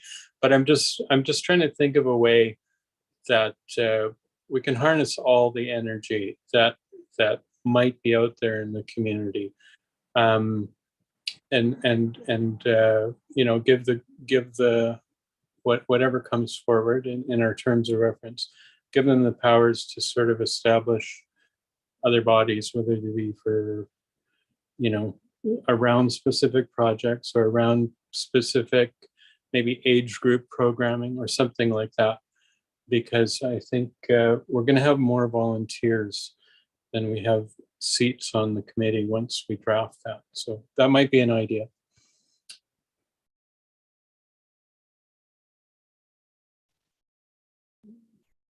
Thanks, Councillor Anderson. So any further action needed, Ms. Best, or are we okay to move on? Okay. So does anyone have any unfinished business to add? Okay, seeing none, then I will call upon Ms. Best to open up the question. Thank you, Chair Challenger. I'm just going to lower your hand, Councillor Anderson. We do have one request for question period. That's from Christine Lowther. So Christine, I'm just going to allow you to talk. So please state your name, your address, and the item that you are asking a question to council on. Hi, Christine Lowther, 240 Arnett Road. Yeah, number 5 again, I think. So I'm not even sure if this is a proper question, so just delete me if it's not. So with currently 2,134 signatures on the petition to save Tla-o-qui-aht Forest at 351 Arnett Road, I wanted to ask if it's okay that I remind councillors in a friendly and respectful way, as was said in the petition's cover letter, that those who signed and don't live here speak for the visitors and tourists who are Tofino's living. That's my question. Thanks.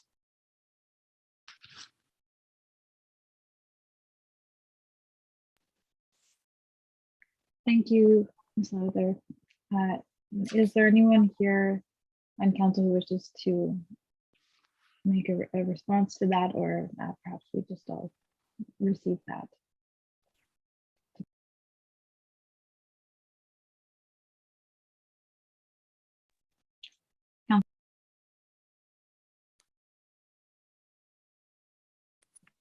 I think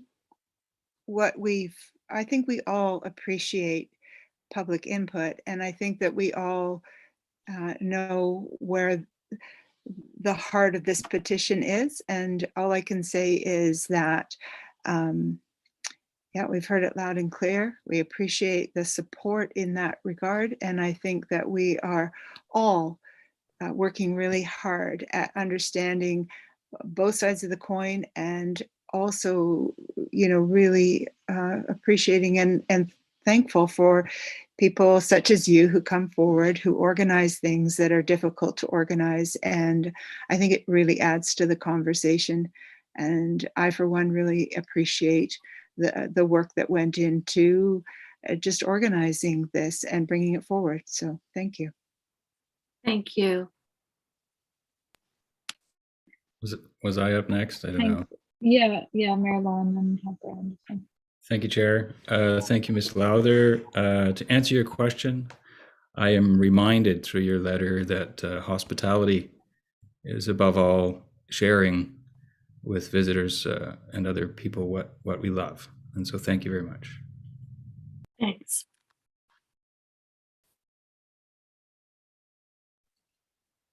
I just wanted to say as well that I think on council we all appreciate and know how well loved Tofino is from many parts of Canada and the world. I think there's two parts to that though, and one part is certainly the natural environment and the beauty of the place and the protections that have already been put in place throughout Clayoquot Sound, the planning processes that have gone into place in cooperation with First Nations over the years, the biosphere designation. However, we have attracted a lot of people here, not only to visit, but to live here as well, and also to serve those that come here. So we're faced with that difficult kind of tension around protection and around servicing the needs of those that come here to visit. So yeah, I do appreciate those voices as well. And we certainly know and feel and appreciate how well loved we are and how many people want to come and visit here and have a good experience here. And that also means that more people have to live here to help them along with that whole experience. So those are the tensions that we've created, partly by protecting the place and also by being a beautiful place to live and visit. So those are my comments. Do I get another question? Yeah, Ms. Best, is that? Thank you. Yeah, thank you, Chair Challenger. There's no other request for questions, so it is at the distinction of the chair. Yeah, if no one is opposed, I'm okay with allowing another. It's really quick. Okay, so I keep hearing that word tensions, and it was through the report as well, tension between ecological integrity and housing goals. So I'm wondering, how can we turn the tension around into something more more positive and acknowledge that our very survival in any kind of housing depends on ecological integrity.